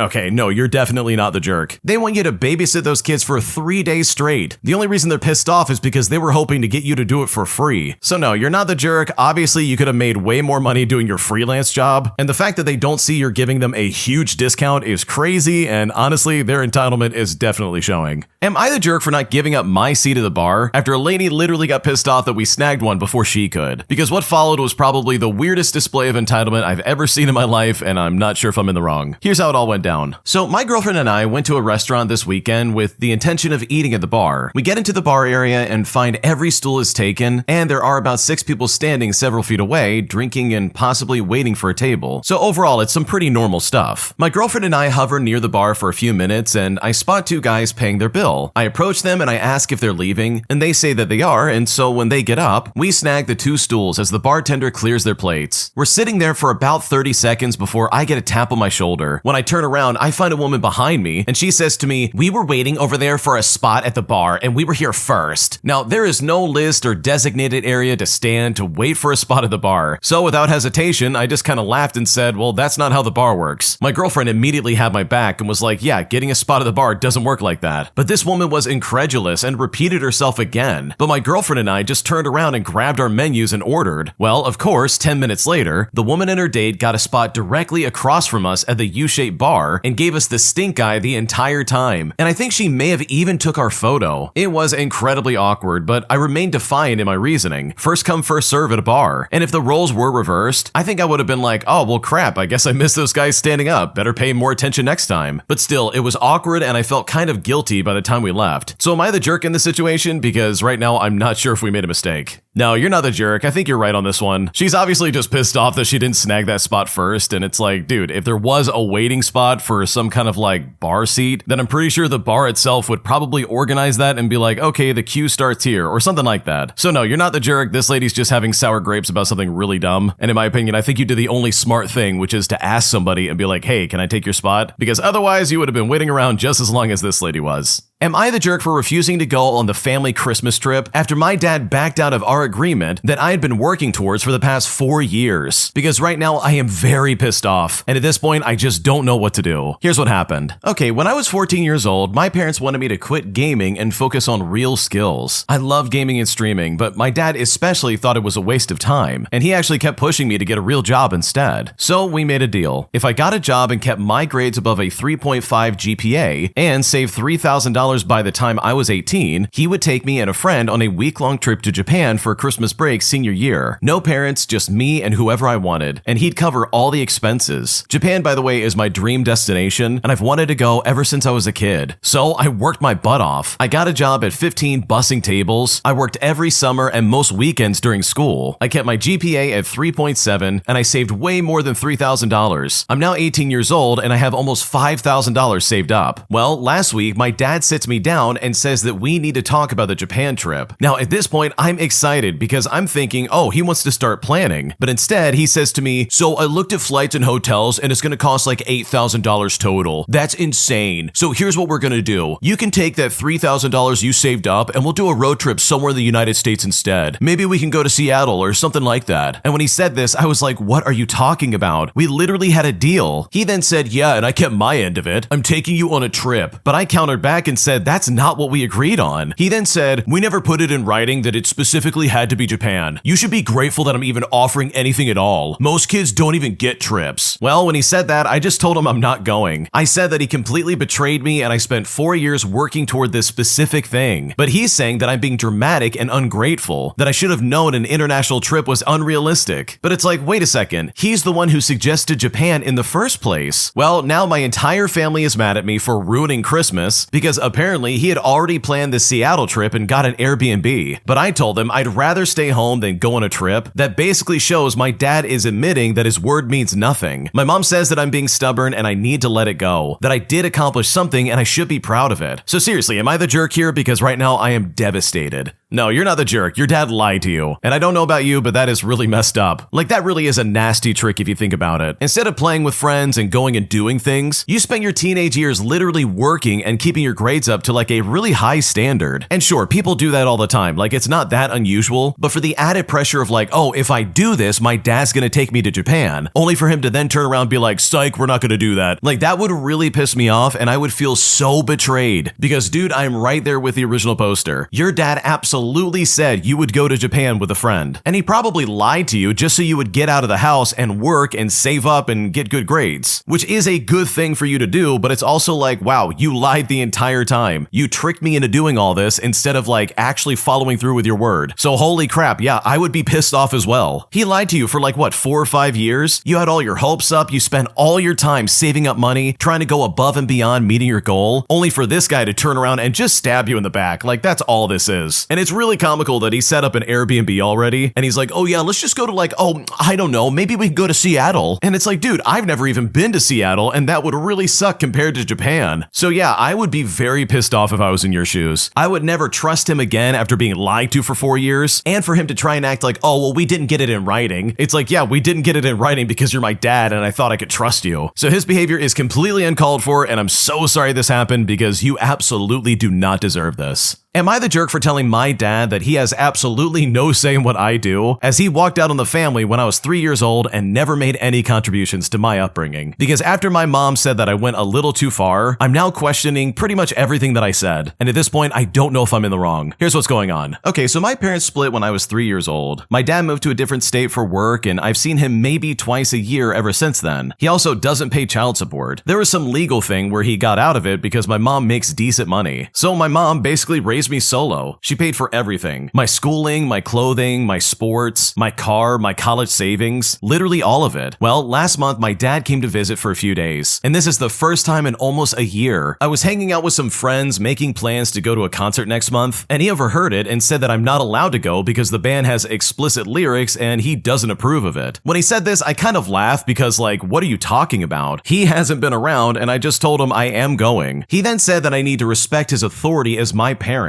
that he is still my father and that I need to listen to him. But that's when I said to him, you haven't contributed anything to raising me financially or otherwise. No contributions, no say in what I do. He then got really quiet and left the room, and my mom overheard this and told me later that was harsh even if it is true, that he is still my dad and I should be more respectful. But I'm 17 and he basically has been absent my entire life. Why now would he want to suddenly parent me during his twice yearly visits? So seriously, am I the jerk here? Like, was I too harsh in that scenario? Because right now I don't know if I'm in the wrong. Okay, it is baffling to me. No, you're absolutely not the jerk. This guy's an idiot for trying to be like, oh yeah, I'm your father and you need to listen to me. But it's like, oh, okay, you want the authority and like the respect of a dad without actually doing anything to contribute to being a father. Because being a father means showing up and actually being there for your kids, not just visiting twice a year and being like, oh, you can't go to that concert because I don't approve of it. Like, the dad in this story might as well be like an occasional uncle who comes by to visit. They've got no authority over you. They have absolutely no say in the matter. So in that regard, I do not think you're the jerk. I think your dad's an idiot for trying to make some kind of power play of being like, oh, I'm your father, you have to listen. That is so hypocritical and hilarious in my opinion, because this guy's done literally everything except be a father figure in your life, and in my opinion, you absolutely owe him nothing. An entitled Karen coworker keeps taking food from other people in the break room, as she will quite literally eat anything in front of her, regardless of if there's a label or not. But all that came to a head when my coworker pranked her so hard that I'm sure she will never mess with anybody else's food ever again. And I'm really happy this happened because this Karen definitely deserved it. Here's what happened. Okay, so many moons ago, I worked in a small office with a fair share of boomers, but the lead administrative assistant was a very special queen bee, to whom no rules applied and who had a very good opinion of herself. She did good work, so the leadership gave her a lot of leeway, and this led to a lot of problems for pretty much everybody else. One problem was that she more or less refused to respect boundaries regarding food in the break room. If it was there, in her mind, it was hers to take. No labeling or warnings or names on the food would stop her. But this came to a head one day over a birthday. A colleague of mine, who I will call the birthday boy, who had a very warped sense of humor, had a birthday coming up. Last year, the birthday boy had brought in a selection of beautiful cupcakes from a high-end bakery near him. Queen Bee had decided to help herself and, in the process, had kind of mushed up several others, as if she had taken her selections out of the beautiful box with a snow shovel. It was a real jerk move, and the birthday boy was a little upset, but mostly let it go at the time by saying, well, those were labeled, and I'm unhappy that someone did not respect that. And that's something we absolutely all knew, by the way. This year, the cupcakes were highly anticipated, and Queen Bee had mentioned it several times, even though there was no real promise or obligation from the birthday boy. Well, the next day, the birthday boy came in in with a beautiful bakery box from the bakery of choice, and he made a point of carrying them in, but he brought them into my office. He then said to me, "Watch this box for a minute," and then went back out to his car. He then came back with a package in a bag, walked into my office and said with a huge smile, "Would you bring that to my office, please?" Now I did that, and he shut the door and produced from the bag another box of cupcakes from a local supermarket. It was nice enough, but not the high-end pastries anticipated. Well, he then swapped them between their boxes, basically putting the awesome and really cool bakery cupcakes in the supermarket box, with the regular supermarket cupcakes in the awesome cool bakery box. But then the coup de grace. He put a huge fake rubber spider in the awesome cool bakery box, taped the whole thing shut with a foot of strapping tape, and labeled it "Cupcakes Do Not Open." And now you can probably see exactly where this is going. The awesome bakery box was deposited into the break room, and the regular supermarket cupcakes and the awesome cool bakery box remain hidden in his office. And now at this point, I could barely focus on my work. But I did manage to settle into answering emails and stuff like that when Queen Bee split the silence of the office with a scream that would wake the dead. Sure enough, she had discovered the box and taken a knife to the tape, opened it up, and saw a huge fake rubber spider. There were also several other people in the break room when I got there, including Queen Bee, who was simply hysterical. The leadership in the office were not too happy, but they were also fair-minded enough to see that Queen Bee owned a lot of responsibility for this incident. So thankfully nobody got in trouble, and hopefully that lady learned a valuable lesson. Okay, I honestly do not understand people like this. If it's not labeled for you, why are you eating it? Seriously, this is the same kind of person who would steal your lunch and eat it and be like, "Oops, sorry about that, my bad." And it's like, dude, what are you doing? Why are you taking my stuff? That is so rude. I cannot imagine dealing with a coworker like this because this is just so unprofessional. Plus, it's obnoxious. Like, this is some crazy behavior, dude. So honestly, I love the fact that your coworker got back at her, and hopefully she really did learn a lesson, because this kind of behavior is completely unacceptable and there is no good excuse. If you like Am I the Jerk, you're probably going to love Am I the Genius. Check it out, link down below in the description. Also, go to amithejerk.com/submit if you would like to submit your own stories. A psycho weirdo literally says online that I've been secretly dating him and that he deserves me more than my husband deserves me. But after this guy showed up in my house and literally has done some really weird things, I'm at a point where I seriously just don't know what to do because this is really creepy and I'm kind of at a loss. Here's what's going on. Okay, for starters, I have a restraining order against this guy who wouldn't stop stalking me. First, it was on my phone, then online, where he would literally give out my information, and he knew a bunch of stuff about my life that I never told him and he definitely should not have known about. I think we had some issues with our data being secure around him because I have indications that he broke into devices' accounts. Then he showed up at my house when he thought that we would be out. My dad and I had gone on a day trip to a couple of medical appointments together since we both go to this big hospital. And when we got back, there the guy was staring at my front door. I didn't want to assume at first because I didn't want to think that the person looking at the next door unit was actually lurking on me. But I said to them, "Hi, are you all right?" Which is another way of saying, "Hey, why are you standing smack in front of my door?" Because the numbers to my door are literally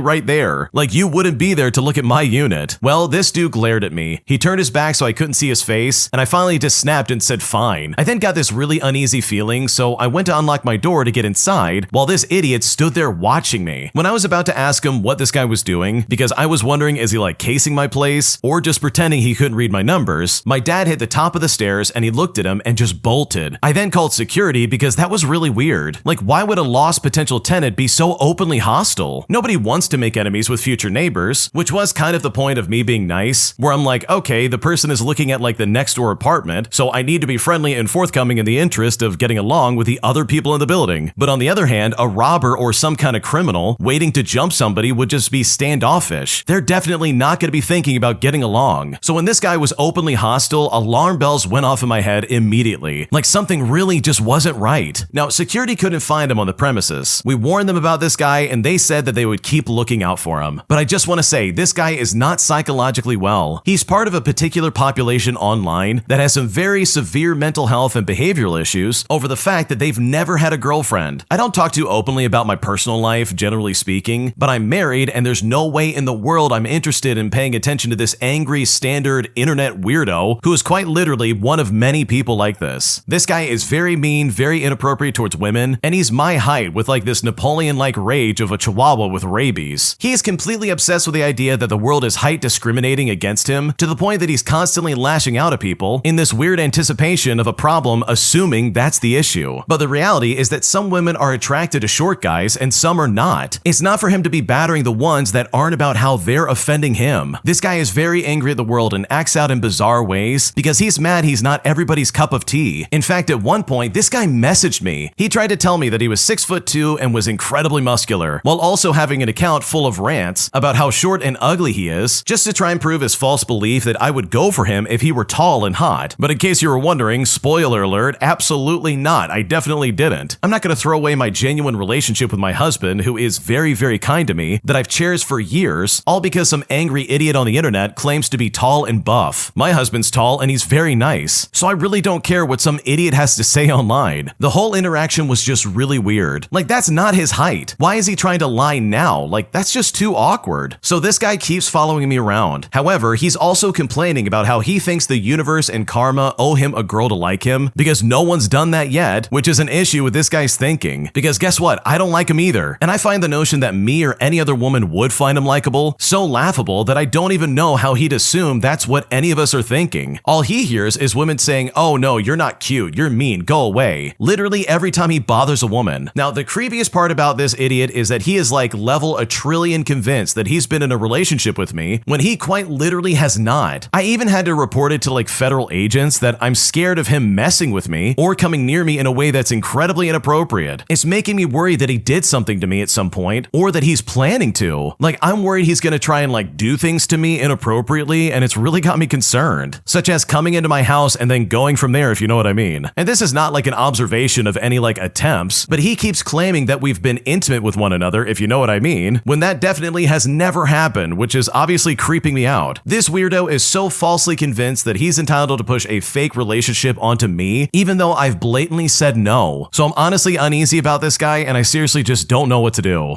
Okay, holy crap, there is so much to unpack here. First and foremost, if I was in your shoes, I would absolutely set up some kind of like alarm system and like a camera system of some kind, while also being very vocal about this and absolutely going to the police as many times as possible. The original poster also says that they're not sure if this guy got into their house or not. And it's like, dude, if they did, holy crap, you need to change your locks. Like, lock that place down, make sure you got camera set up, and even possibly use like legal personal protection equipment, if you know what I mean, just to make sure you're safe. Like, that's really scary. This goes so much farther than what we normally cover on the channel, where it's like, oh yeah, this person's entitled. Because this is not entitlement. This guy is a creep and a weirdo. So in my opinion, I think the original poster absolutely has got to be safe. They've got to be really smart about this and take this seriously. Because anyone acting like this, in my opinion, has no chance of being rational or having any kind of conversation. Like, any rationality goes out the window, and you absolutely have to be careful. My entitled job literally gaslit me and treated me like garbage for years. But thankfully, I left that place and found a better job, and also had the chance of getting some very petty revenge against them, because that place absolutely deserves it. Here's what happened. Years ago, I worked for a small nonprofit with a great mission. It helped a lot of people, but the office environment was so toxic. I worked there for 6 months and I was gaslit like crazy. There were lots of small, petty day-to-day things, but the most important thing that happened towards the end of my tenure is that I made a mistake with something public-facing, which I fully owned up to and apologized profusely for. They could have and probably should have fired me with cause for this mistake, but they didn't. I was told that everything was fine, nothing further needed to happen, and to please be conscientious moving forward. Now, I won't lie, I was really surprised, but these guys were so in my head at that point, I had this idea I should just stick it out and prove myself at this job. So I took them at their word. The next day, suddenly my main responsibility was delegated to someone else. So everything's not fine, right? Well, no, I mean, what am I talking about? Of course, everything's normal. I would ask them, hey, am I getting new responsibilities? And they would say to me, no, just stick with what you're doing. But I'm thinking, okay, so you mean like half of what I used to do? Okay, I guess I can do that. The following week, a coworker asked if I was coming to the holiday party, and I said no. I was a contract to hire, and I had been told by my manager, so sorry, the party was full-time and salaried people only. So I thought to myself, whatever. Then 2 days later, the CEO's assistant emailed saying that she never got my RSVP to the holiday party. And it's right here that I realized my manager lied to me. And sure, this was hurtful and rage-inducing, but at that point, I didn't want to go anyways. So I informed them that I was not able to attend. The office closed for the holidays, and immediately after the new year, I went in as normal and was almost immediately called into a meeting. And I'm sure you can guess exactly where this is going. Apparently, due to budgetary concerns, my position had been eliminated, and they had to lay me off. But like, really, what else could I say except okay? I then collected references from the not crappy people, I packed up my stuff, I went home, and I destroyed the company mug they gave me on my first day with a a hammer just so I could get some kind of catharsis. 6 weeks later, I checked the company website while compiling my work history, and as a mild shocker, they had a new employee with a suspiciously similar but legally distinct job title and responsibilities that were identical to mine. By that point, I really just didn't care about that place, and I was knee-deep in unemployment, but I filed that tidbit away as a good reminder of how crappy that place was to me. Fast forward years later, and I was well established in a much better job at a very well-respected company full of excellent people. I liked the organization so much that I volunteered on an internal committee led by my friend, who I will call Michael, and we would partner with local organizations and nonprofits to help with community improvement and advocacy. While discussing potential organizations to partner with our annual meeting, Michael mentioned the name of my old nonprofit. He said that there had been some preliminary conversations with the organization about potential opportunities, and that it seemed like a good fit. So after the meeting, I hung back and I asked Michael if we could talk for just a few minutes. Well, it was here that I laid out every bit of two-faced nonsense that happened to me while I was there. And since Michael and I were friends, I did not spare any details. Michael also happened to be very high up in human resources. So needless to say, he had a rather unique perspective on just how crappy the nonprofit was to me. That perhaps it was an indication that they were probably doing things I didn't know about that were even worse than what I realized. Well, after our discussion, Michael reached out to the nonprofit and let them know we wouldn't move forward with a partnership. Then he put the nonprofit on our company's blacklist. They don't know that I was involved, or that by not treating me better when I was an employee, they missed out on a huge opportunity. And last I heard, they're near a constant state of circling the drain. Meanwhile, I'm up for a huge promotion. So I guess living well is definitely the best revenge, because these people absolutely deserve it. Dude, there's nothing better than leaving a toxic job and like moonwalking into the distance with a more successful career. Because holy crap, it's only a matter of time before that place like falls apart. You can only have toxic management and toxic employees for so long until all the good people finally get up and leave. I've worked in that kind of environment, and I'm sure if you're listening, you probably have dealt with that to some degree. And if you're like me, then you're happy to leave that place and go on to somewhere else, because holy crap, dealing with that kind of energy is draining, and I'm just so glad the original poster got some kind of revenge. Am I the jerk for refusing to do a family Secret Santa? All because my sister is stressing me out and making this into a bigger deal than it needs to be. Because at this point, it's become a very big deal, and I just absolutely hate it. Here's what's going on. So my family does a big get-together every year, and in total, there's usually about 16 people depending on who's bringing a partner. For the last 6 years or so, we've done Secret Santa because otherwise it gets expensive and chaotic. The rules were always simple. Pick a name, spend around like $50, bring one wrapped gift, and then you're done. It was actually kind of fun because people would do thoughtful stuff like a cookbook with sticky notes, a cozy blanket, or a weird local coffee sampler, that sort of thing. Well, this year, my older sister, who I will call Kate, volunteered to run it and immediately made it a lot. She made a Google sheet with everybody's names, and then a separate tab where everyone has to put a wish list with links. She set up a hard cap of $60, but then she started messaging people like, oh, make sure your list is realistic. Please include at least 8 options. When I opened the sheet, most people had stuff like skincare sets, AirPod cases, branded hoodies, specific candles, etc. And Kate's list was basically Sephora and Lululemon. My mom texted me like, just fill out the sheet so Kate stops stressing. So that's exactly what I did. I put normal things, a basic electric kettle, a chef's knife, a bookstore gift card, a warm beanie. And when I did this, Kate replied in the group chat by saying, can you add some actual items and not just gift cards? And then direct messaged me that the kettle I linked was kind of boring and that I should add something fun. Then she sent another message to everybody saying that gifts must be from the wish list and that we can't give out random stuff, saying that we need to avoid generic gifts. She also said that we have to include a gift receipt and to please don't do bargain versions, because according to her, it's not fair. Now that last part hit a nerve because I know what she means by bargain. I'm not broke, but I'm also not out here buying brand name things just because they have a logo. Also, the whole point of Secret Santa to me was thoughtfulness, not shopping off a spreadsheet like we work in an office. So I said in the group chat pretty politely, hey, I'm gonna sit this one out this year. I'd rather just bring appetizers and hang out. The wish list thing is kind of stressing me out. And you know what? Kate immediately called me selfish and said I'm ruining the tradition. My mom called me and did the whole thing and said I'm making things difficult and that people already drew names, but I offered to just buy a $60 gift card for whoever has my name and just be done with it. But Kate said that's against the rules. My dad said I'm being stubborn and that it's not about money, but it literally is about money and control, at least partly. Also, I don't love being told that my gift ideas are boring. And now my sister's trying to tell everybody that I'm trying to cheap out and protest Christmas, which is not even true. I already bought cookies ingredients for the party, and I was planning to bring a nice bottle of something for my parents. I just don't want to participate in a gift exchange that feels like shopping for approval. terrible. My aunt even texted me and said, just do it for family peace. And my younger cousin joked that I'm the Grinch. I'm honestly considering just not going at all because it's turning into a thing and I just hate being the center of it. So am I the jerk for not doing the stupid Secret Santa unless we go back to the old casual rules, because this is honestly becoming too much? Dude, if I was in your shoes, there's no way I would ever do that Secret Santa. No, you are absolutely not the jerk. These people are being so weird. Kate is literally trying to police what people can and cannot buy. She's making this super strict and being really weird about it. Like, holy crap. I would not only back out, but I would never do this ever again. Like, there's no way. And just because you don't want to participate doesn't mean that somehow you're ruining the event. If anything, you're saying the quiet part out loud, dude. You're clearly saying what everybody's thinking when it comes to Kate. She's doing too much and she's making this incredibly rigid and just really weird. So no, you're not the jerk. This is some weird behavior and I would probably do the exact same thing.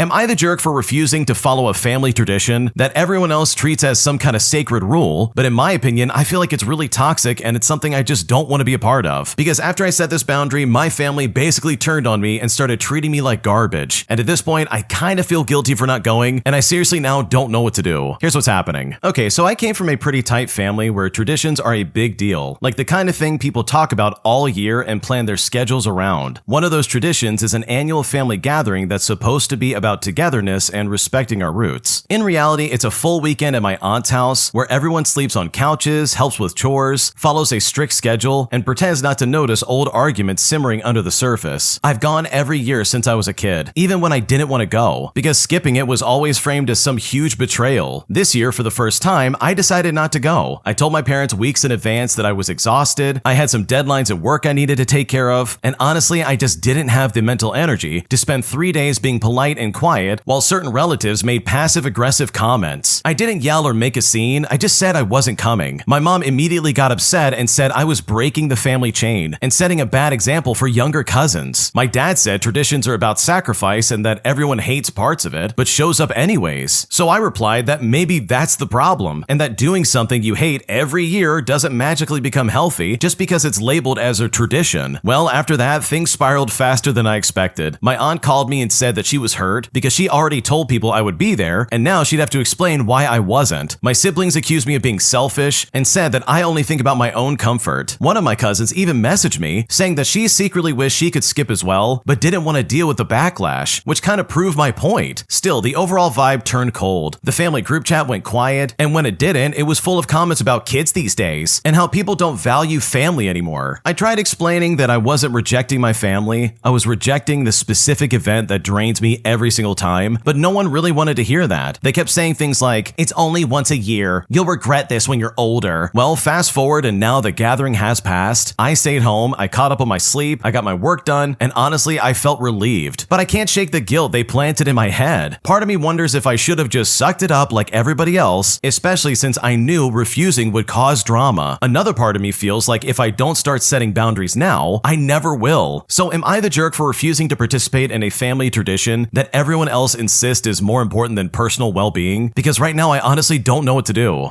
Okay, in my opinion, and I might be an outlier here, but I think family traditions are really stupid, especially when they are like inherently toxic. And this one, in my opinion, is super toxic. You mean to tell me I gotta meet up with family that clearly don't like each other and deal with all these arguments and all this crap for like 3 days and have to sit there and endure it like the entire time? Like, dude, no, I am not dealing with that for a second. And in my opinion, the original poster shouldn't have to deal with that either. Everybody else is sitting there trying to be like, wow, this is a tradition, you're ruining it. I can't believe you would do that. Meanwhile, no one's doing anything to try and make it better. They're expecting you to show up and just put up with it instead of solving the issue and being like, oh yeah, maybe things are a little bit toxic. Which, by the way, is not that hard to do, man. All you have to do is be an adult about it. But these people want you to regress back into your old role of like being the submissive child instead of the adult who's saying, no, I've got work and other things to do. So no, the original poster is definitely not the jerk. They haven't done anything wrong, and honestly, you're not the only person who has said like, no, I don't want to go to this thing. I think you made the right choice, and I know if I was in your shoes, I would do the exact same thing. An entitled jerk demands that we give up our Uber so that he can take this ride instead, saying that he deserves it way more than we do, since apparently he booked this driver twice but canceled because he was impatient. And honestly, this is one of the weirdest displays of entitlement I've ever seen in my life. And honestly, it was a fantastic thing to watch. Here's what happened. I went on a cruise recently with my family, and I really thought I'd have some kind of like entitled people like encounter or some story from the cruise itself, but surprisingly, I didn't until afterwards. After we disembarked, my wife ordered an Uber. Uber. She gets the notification that it's only 2 minutes away, and I didn't expect it that soon, and I was just completely stoked. My wife saw the car drive up, so she went over to confirm with the driver while I brought the bags over. As she was talking to the driver, an irate man came running up, saying that he had been waiting for 30 minutes and that this was his Uber. My wife showed him her phone, which had the make and color of the car, the license plate, and the name of the driver, but the man refused to show his phone and insisted it was his ride, and then went to go talk to the driver. It turns out the man had booked this Uber, but when the driver sent a message saying he was at the port but in the bathroom and he would be a couple of minutes, the man canceled. Then he tried to rebook and got the same driver who said he was in the bathroom and would be a few minutes, and guess what? The man canceled the ride again. Apparently after that, as the driver was leaving the restroom, he accepted our request and was there in less than 2 minutes. Well, let me just tell you, this dude was pissed off. He was yelling that he had been waiting for so long and that he should be the one to get this car. But it's like, sorry, that's not how it works at all. As we were driving away, I heard this man yell out, "Thanks for being a jerk." And the driver yelled back and said, "Don't cancel twice and expect a ride." Like, my God, some people are out of their minds. But at least we got out of there much quicker than expected. So to that jerk who canceled twice, thanks for queuing us up a ride so quickly. Because seriously, we could not have done that without you.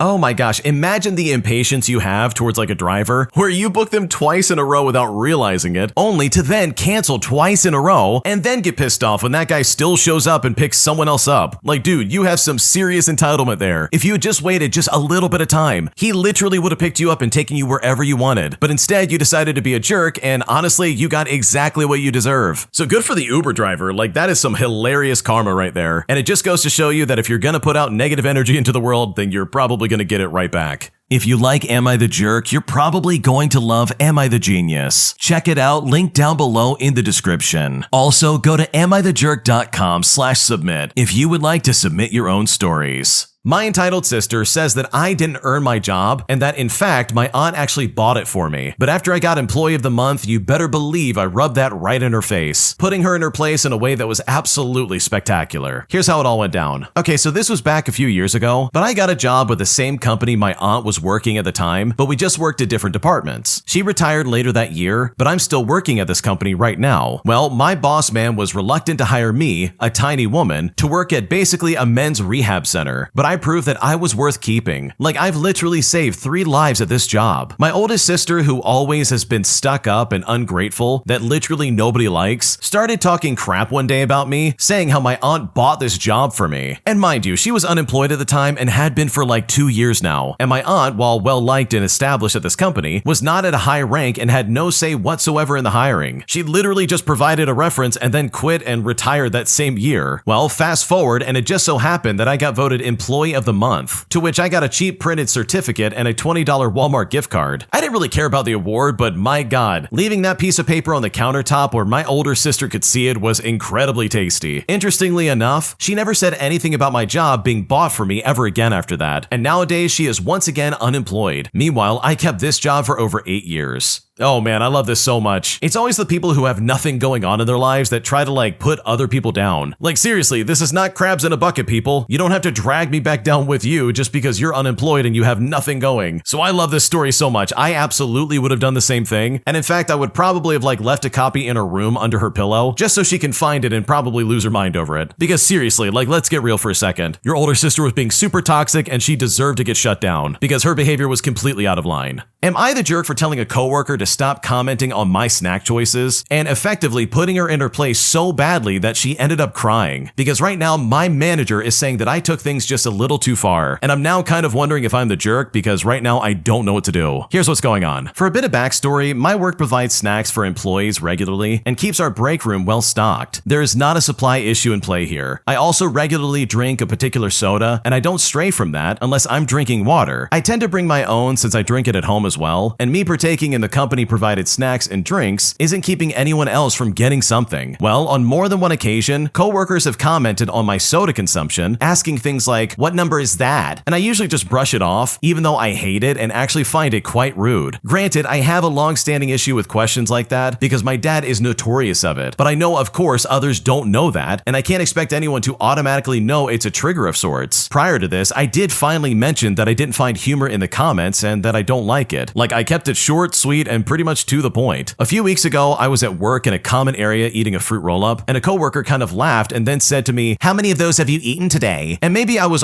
already in a bad mood or something, but it was irritating and I was tired of it. I turned to this coworker and I said something along the lines of, I don't understand why it's any of your business. To me, commenting on what others eat is similar to commenting on their body, and it isn't appropriate. I would never do that to you, and I would appreciate it if you would stop doing it to me. When I said this, she didn't respond, and she honestly looked pissed off or offended, but I didn't care. I just moved on and mostly forgot about it. Well, fast forward to last week, and my manager pulled me aside and said I made the previously mentioned coworker cry. So I explained the situation, and she actually said to me, oh, they just care about you. You could have said it a lot nicer. But I explained that I have said it nicer previously, and the comments still continued. I'm not in trouble or anything, but ultimately I got pulled into the manager's office for being a mean girl, even though someone else was being insulting. So seriously, am I the jerk here for telling my coworker off? Because at this point, I'm still very upset. Oh no, you are not the jerk here. That coworker got exactly what she deserved. You should only have to say it once that these people need to stop making these comments and that they're hurtful. And you said it the first time in a nice way. And in my opinion, if you're gonna ignore the nice way, then congratulations, you're gonna get the nasty way. And if you react poorly to the second way, then congratulations, that's your problem and not mine. Because the original poster is right. You don't sit there and be like, wow, how many of those have you eaten? Because they're clearly implying that the original poster is fat or that they need to watch their weight. And I love how the manager's trying to be like, oh, they just care about you. You could have said it nicer. But it's like, dude, they could have not said anything at all. They could have minded their business and left me alone. But instead, they want to be super judgmental to me, and it's like, no, I don't think so. That is not happening. So no, you are definitely not the jerk. You didn't do anything wrong. These people are so weird, and in my opinion, your coworker absolutely deserved to get shut down. My fiance has said that I've abandoned her after I went overseas for my brother's funeral and got stuck there as I wasn't able to fly home. And now my pregnant fiance has blocked me on everything. And at this point, I really just don't know what to do. Here's what's happening. Okay, I'm really struggling and I could use some outside perspective to try and figure this out. I'm a 30-year-old male and I've been with my fiance for about 3 years. We were long distance for most of that time and finally moved in together at around April. She's currently pregnant and due at the end of December. At the end of November, my only older brother passed away suddenly in Zimbabwe. He left behind 2 young children, and when I got the news, I was in shock. I felt a strong need to be there, not just for the funeral, but to see my niece and nephew and support my mom as well. I booked a flight the next day and planned to be away from Wednesday all the way until Sunday. I tried to limit the time because my fiance is pregnant, my job couldn't give me much leave, and money is tight with a baby coming. I genuinely believed I could go, say goodbye, support my family briefly, and be back quickly for my partner. On the day I was meant to fly home, I was denied boarding because I didn't have my British passport with me. I had traveled there with my Zimbabwe passport, and I didn't realize this would be an issue. Ever since then, I've been stuck trying to get an emergency travel document. The process took much longer than expected, but it's finally been approved and I should be home early next week. Being stuck here has been awful. I'm grieving my brother, I'm worrying about the kids he's left behind, I'm taking unpaid leave, and constantly stressing about my pregnant fiance being alone back home. I feel helpless and emotionally numb. My fiance is also extremely angry and says that I should have never gone, that I abandoned her when she needed me most, and that we could have saved the money. I understand how scared and overwhelmed she must feel, but I hope that she would understand why I felt I needed to go. Today's her birthday and she's completely blocked me. She told me she can't do this anymore and that she wants to be left alone. Like, I literally can't reach her at all. I never intended to abandon her. I thought I could be there for my brother's funeral, see the children he left behind, and still be there for my partner. But instead, I feel like I've lost both at once. So how do I fix this when I'm not even home yet? What should I do? Okay, your wife is absolutely overreacting. I will happily say that. You didn't abandon her, like that's crazy talk. I understand she's stressed out and she's about to have a kid, but holy crap, let's be reasonable for a second. This is clearly a massive overreaction and good lord, you didn't expect to be stuck in Zimbabwe, come on. But I have to say, on the other hand, the original poster is also at fault here. They seriously didn't bring all their passports with them? Are you kidding me right now? In today's day and age where getting from one country to another is a nightmare, why would you not protect yourself fully if you're gonna be traveling overseas? Holy crap, that was a terrible decision. So in that regard, I guess I can't understand where the fiance's coming from, but for them to be I'm blocking you, I can't believe you abandoned me, that is way too far. There's no justification for that, because obviously the original poster is not trying to do that. They literally lost their older brother. I think some compassion and understanding here would go a long way. So hopefully this works out for you, and hopefully you're able to get back sooner than later, because this entire situation is incredibly messy. Am I the jerk for telling my friend that he can't bring his 5-year-old daughter to our board game nights anymore? Because now he's saying that I'm ruining everything, and at this point I don't know what to do. Here's what's happening. To start things out, I host a a board game night at my place about twice a month. It's pretty chill, but it's also an adult hangout. We start at around 7 o'clock p.m., we play longer games, we snack, sometimes we have a couple of beers, and yes, it is very loud. There's about 8 of us, and my living room ends up covered in boxes, cards, minis, dice, and a lot of other stuff. One of my close friends, who I will call Ben, started bringing his 5-year-old daughter a few months ago because his babysitter fell through and he didn't want to miss the only fun thing he gets to do. Now, at first, I was sympathetic, but it's honestly been a mess. She's a sweet kid, she's not a brat, but also she's 5 years old. She gets bored, she grabs components, she'll ask a million questions, she wants attention, and then she inevitably passes out on my couch at like 10:30 with the TV set on low. After that, we're all whispering like we're in a library, tiptoeing around her, and half the time we stop early because someone's like, oh, this feels really weird, and then they leave. Last time, she knocked over a box of tokens, and we spent 15 minutes crawling on the floor looking for them, while Ben kept saying, I'm sorry, oh, sorry about that, but also not really helping out. So I texted Ben before the next night, and I basically said to him, look, I love you, but game night has got to be adults only. I basically told him that I'm not comfortable having a little kid asleep in my living room while people are drinking and moving around, and I'm tired of having to run the whole game night around her bedtime. I even offered to help him find a babysitter, or we could like do a separate afternoon hangout at a park or something like that. Well, when I said that, he got super pissed off and said I'm punishing him for being a single dad, that nobody else complained to his face, and that his daughter is part of his life. So if we want him around, then we need to accept it. Now, some of my mutual friends are like, yeah, it's awkward, but you didn't have to ban her. Just deal with it. Meanwhile, others are quietly telling me that they're relieved that I said something. I feel guilty because I know childcare is really hard, but also I don't want my place turning into a weird half like play date, half adult night every single time. So am I the jerk here? Because this is honestly really obnoxious. Okay, so in my opinion, I don't think you're the jerk at all because this is absolutely annoying. I've been in this situation where it's supposed to be an adult hangout and then a child's introduced to the mix and it completely changes everything. I'm not saying I hate kids or anything like that. That's not what's going on here. It's the fact that this guy is literally being selfish by ruining this for everybody else. And yeah, it absolutely ruins the vibe when a kid's involved in this adult hangout. Because holy crap, I just want to be away from that dude. I want to hang out with my friends and not have to like mind my manners. I want to be weird. I want to be loud. I want to spend some time with friends and not have to be like, oh, there's a kid in the room. Like for me, I switch immediately. If I see a kid in the room, I'm like, oh, I can't be myself. Because being myself includes being like weird and loud and kind of annoying. And I know that and I understand that. But if there's a kid, I'm going to be like biting my tongue and not saying things and like kind of being standoffish and like, okay, I can't say certain things around this kid anymore. Like this is ruining the vibe. Not to mention the fact that the kid was messing with your stuff. That alone would be more than enough in my opinion to be like, yeah, your kid's got to go. Get a babysitter. I'll help you find one, but they cannot show up again. So no, in my opinion, I don't think you're the jerk. I don't think you did anything wrong. And I think this is one of those things that absolutely had to happen.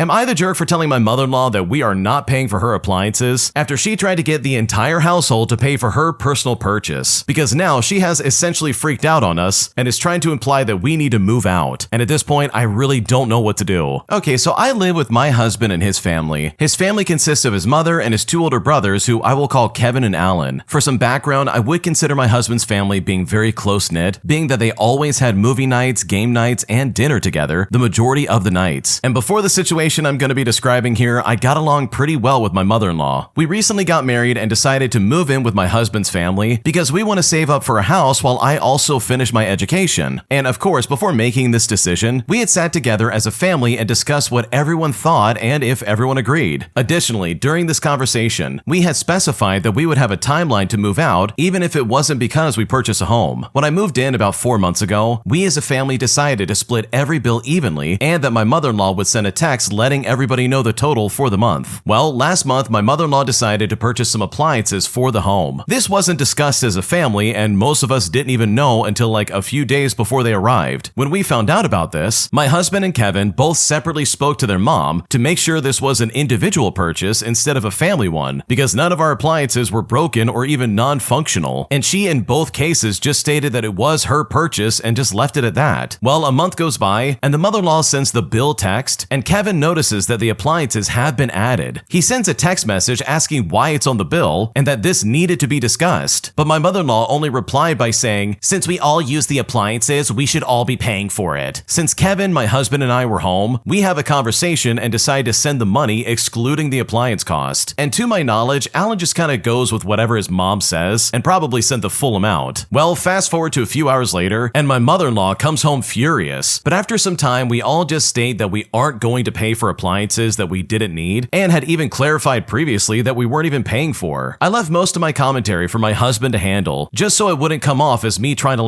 attack her or intrude on her home. However, I did clarify at a certain point that it just didn't sit well with my husband and I that she would just add that to the bill with no previous conversation and never even mentioning it. This being amplified because my husband and I trusted her completely and never even looked at the breakdown cost she would include with the bills. We would just see the total and then just send it. She said that we're being unreasonable and that we should be grateful because moving out would be way more expensive. Then, after a few days, she just proceeded to ask my husband when we do plan on moving out and started sending passive-aggressive text messages and rentals showing how expensive everything is. So am I the jerk for basically telling her that we're not paying for her appliances? Because right now this honestly is getting really weird. Okay, in my opinion, I do not think you're the jerk at all, and I think your mother-in-law is absolutely overstepping her boundaries. She's trying to make you pay for something that literally you are not responsible for. And she even clarified that, yeah, this is a personal purchase that, guess what, anybody can use. So for her to suddenly be like, you need help pay for this. Dude, I don't think so. That is absolutely not gonna happen. I do not agree to that, and you cannot make me. And for me, it is such a telling sign that she's trying to be like, okay, well, I guess it's time for you to go. And she's now showing you rental properties and being like, wow, look how expensive this is. Because from the sounds of it, in my opinion, it kind of seems like she's giving you an ultimatum. Either pay for the appliances or pay to move out and find another place to live. And that's crazy in my opinion. That really is very weird. So no, you're not the jerk, and if I were in your shoes, I would call her bluff and be like, fine, we're moving out. Because this is not the kind of energy you need in your life, because it sounds absolutely miserable. Am I the jerk for exploding on a friend after they called me lazy for going to the gym while also unemployed? Because they literally said this is what's wrong with my generation, while also painting me out to be someone who's lazy and not doing everything they can to find a job. Because right now I'm still very pissed off at what they said to me, and I'm honestly not sure if I made a mistake or if I need to apologize. Here's what happened. To start things off, I lost my job almost a month ago. Since then, I have been job hunting daily, pretty much every waking hour, aside from the 2 hours I go to the gym, which will be important later on. I currently have little to no income, and my bills are starting to pile up. I recently made a new friend who, after learning about my situation, offered for me to stay with them. They live in a more desirable employment area, and also they repeatedly hinted that they wanted to help me financially. I said I was open to staying at their place, but not yet, as I didn't know them too well. I also fully declined financial help, but eventually, when I felt like I had no other choice, I asked for that financial help. They said yes, but they wanted to ask some questions first. They told me that they didn't think I was taking job hunting seriously because I go to the gym daily for an hour or two. I explained that I have a bad knee and I need regular physical activity, and that it also helps to get away from my desk for just a tiny bit. But when I said this, they just completely dismissed it and said going to the gym was lazy, that I didn't have my priorities straight, and that if I were serious, I'd use that time to make a job happen. I then realized that all they knew was that, oh, I'm applying to jobs, so I clarified that my days are spent applying, following up, taking the tests and assessments, doing the pre-recorded video interviews, etc. to find something. I defended myself, saying that I wasn't lazy. I've held a job without major gaps ever since high school. I've done overtime a lot. I've taken on side projects and so on. But they refused to listen, and even called me entitled and lazy multiple times, accusing me of waiting for someone else to fix my situation, even though the help was something they had offered and I had previously declined. They said my focus should only be on overdue bills, not the gym, and that my explanation was just an excuse. They also said I was young, even though I'm in my 30s, saying I was irresponsible and had no sense of urgency, and said it was expected because my generation has entitlement issues. At that point, I lost my temper because I couldn't understand how 1 hour at the gym really outweighed 12 to 15 hours of job hunting. I yelled at them, saying that it just felt like they were offering help just to look down on me for accepting it. In fact, they probably just wanted to help out, supposedly, so they could feel like a better person than someone else, and that they should stop trying to be nice to people if it doesn't truly come from wanting to help out. I then told them that I didn't want to speak to them again, and I ended the conversation right then and there. Now, someone else later told me that I was too harsh and that I was a bit of a jerk, but I feel like I wasn't at all. So seriously, considering everything that happened, am I the jerk in this situation? Because at this point, I don't know what to do.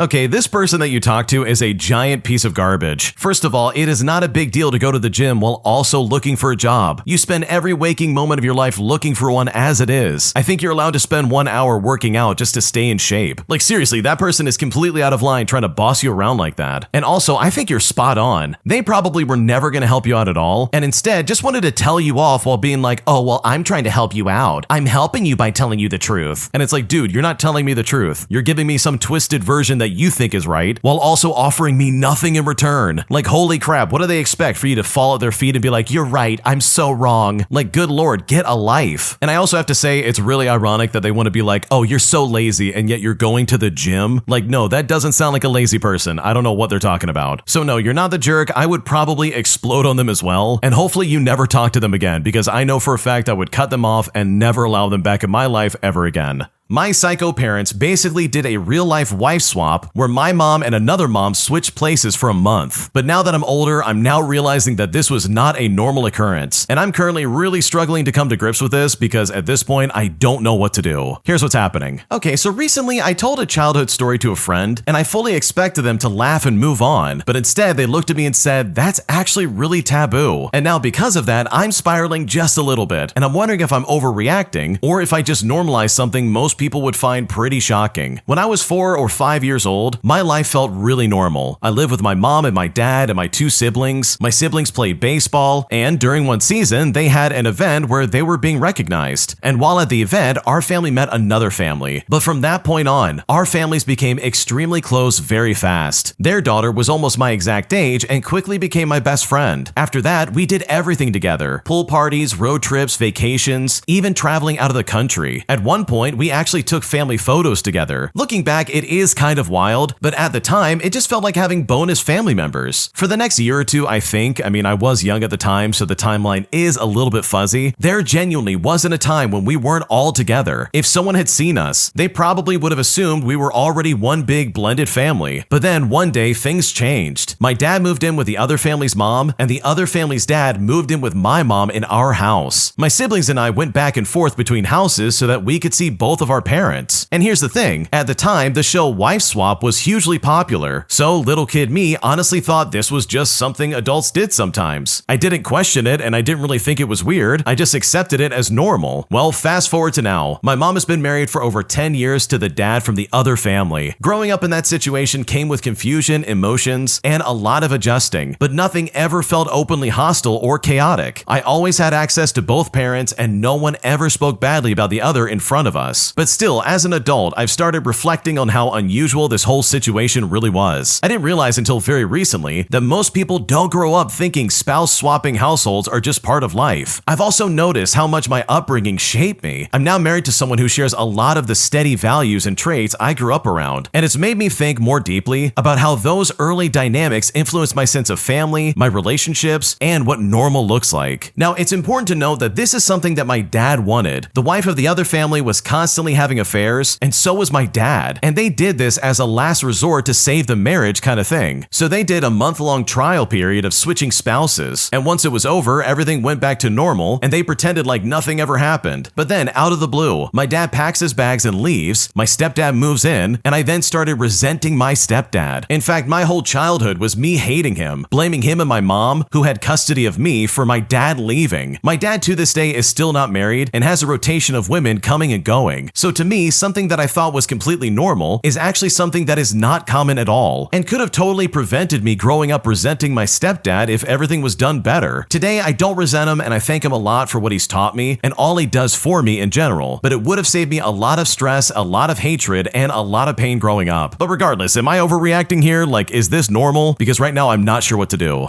Oh my gosh, no, you are not overreacting by being like, wait a second, this is bad. Because obviously as a kid, you don't realize the full scope of what's going on. You have no idea, like you're innocent, you're completely pure. You don't know that them swapping wives is like not a TV show, but in fact something that you don't really do ever. And yeah, I think looking back on that in retrospect would probably mess me up as well. Like I would probably be freaked out and be like, dude, what happened? What happened to my childhood and why did these people do this? That is so strange. So no, you're not overreacting. This is a very weird situation and I'm so sorry you went through that, even though it did kind of work out in the end. If you like Am I the Jerk, you're probably going to love Am I the Genius. Check it out, link down below in the description. Also, go to amithejerk.com/submit if you would like to submit your own stories. Am I the jerk for not answering my work phone on my day off, which eventually led to my coworker getting in trouble? Because right now he is really pissed off at me and I'm not sure if I messed up. Here's how it all went down. Okay, so I work in a small office where we rotate who's on call for after-hours stuff. Last month I covered a bunch of extra shifts because a coworker was out sick, so when my day off finally came up, I made sure with my manager that I was not on call, and I really just wanted a full day off. On my day off, I silenced my work phone and I went out with my friends. Later that night, I saw a bunch of missed calls and text messages from the same coworker asking if I could help out really quick. I didn't answer because I wasn't working, and I figured whoever was actually on call would deal with it. The next day, I found out he tried to fix it himself and messed something up, which caused a delay for a client. Our manager asked why he didn't call the on-call person or escalate it, and he said that he tried to get help. Once my manager realized I was off that day, they told him that he should have followed the process, and he ended up getting written up. Now he's mad at me and says that if I had just answered for a few minutes, none of this would have happened in the first place. A couple of coworkers also said I should have helped anyways, since I know how to handle that stuff. Now, I do feel bad that he got in trouble, but also it was literally my day off, and I already covered extra shifts before. I don't think I should be responsible for work when I'm not on call. So am I the jerk here? Because honestly, I'm not sure. Dude, if I'm off work, I'm throwing my phone into the ocean, bro. I'm not going to answer anything. The fact that your coworker called you instead of the person who was on call, like that is so stupid in my opinion. Like there's no way that's appropriate. And it's also stupid because he didn't clarify that the help he was trying to get is not the person on call. So if he had just called the person he needed to, he would have solved all his problems. Like, dude, this is his own fault. So no, you are definitely not the jerk here because you were under no obligation to answer any phone calls, especially on your day off. Am I the jerk for throwing my friend's diagnosis in her face? Because after dealing with her outburst for 3 years, I finally hit my breaking point and I simply had had enough. Here's what happened. So I've been close friends with someone I will call Maya for 10 years now. From the very start, she was open about her borderline diagnosis, which helped me understand why her behavior towards me could sometimes be extreme. Most of the time, I was her favorite person, which meant weeks of ideation followed by sudden devaluation phases. In good times, we spent every free moment together, but in bad times, I had to apologize for days over minor things. I constantly watched what I said, how I said it, and what I better keep quiet about to avoid triggering another devaluation wave. And I would never bring up her borderline diagnosis either. I learned to walk on eggshells, carefully frame criticism, and swallow a lot. Well, this unbalanced our relationship, but I was willing to bear it for Maya because I understood the dynamics behind her diagnosis. Well, about 3 years ago, she started questioning her own diagnosis. Her therapy ended, so she dove into ADHD content on Instagram. She read books and eventually convinced herself that her symptoms could be explained by ADHD. From my perspective, this was a misjudgment. I mean, the borderline patterns were extremely clear. Because she no longer had insight into her condition, her toxic behaviors became even more pronounced. I tried to guide her gently through questioning, for example, by not fully jumping on her ADHD train, but even that led to new intense arguments. At that point, I just couldn't take it anymore. I had swallowed years of apologies, handled her outbursts, and now there wasn't even any insight into why these dynamics kept happening. I wanted to finally speak my mind honestly, hoping she might someday accept it. I also suspected she would immediately cut off contact, so we met in our regular cafe to talk. I laid everything out that had been weighing on me, and unfortunately there was a chess tournament that day in the normally quiet cafe, making it noisy and the tables were close together. So I loudly said, "You have borderline. Accept it. You can't help that you have it, but you are responsible for what you do with it." Well, people at the surrounding tables stared awkwardly at their chessboards, and as expected, she stood up and left, and later blocked me everywhere. And you know what? I haven't heard from her since. I was relieved and also saw it as a final act of our friendship, but I must admit, I said it with a certain satisfaction and I hoped it would hurt her. So seriously, am I the jerk? Because right now I'm not sure. Okay, this is going to be a hot take, and I think it's going to probably divide the comments section, but I'm going to say it anyways. I do think the original poster is kind of a jerk for doing what they did, but also I think their friend absolutely needed a reality check. Like, holy crap, this is unacceptable. I don't care what your diagnosis is when it comes to like mental health. It is your job to handle your triggers. No one else is responsible for that except for you. And if you're not taking care of yourself by going to therapy or taking medicine, and then you have some outburst, well, congratulations. What you say really does matter, and you are the one who's going to reap reap rewards for that and not anybody else. So saying that stuff out loud and screaming, you have borderline and you need to accept it and all that stuff, I think that was a messed up thing to do. I don't think that was the right thing to do at all. But at the end of the day, from your perspective, I don't blame you for doing that. You've had to deal with so many outbursts and like public displays of embarrassment that I just don't think other people are realizing here. Like, I don't know about you, but I do have family members who struggle with this, and I've witnessed several public outbursts that I've just had to stomach and be like, wow, I can't believe they're acting that way. And it's like, holy crap, why am I the one having to apologize for your crappy behavior? You know, that behavior that you're not regulating or doing anything to fix. This isn't even about like accepting them for who they are. This is literally behavior they need to learn how to manage that you have absolutely no control over. So in my opinion, I think the original poster is a jerk, but like, I don't blame them for doing that. I think I would also be pretty pissed off after spending 3 years of dealing with this. Literally 3 years of them saying horrible things to me all of a sudden, snapping at me at the drop of a hat. Like, screw that, dude. So I do think there were better ways to handle this, but at the end of the day, I kind of understand where you're coming from.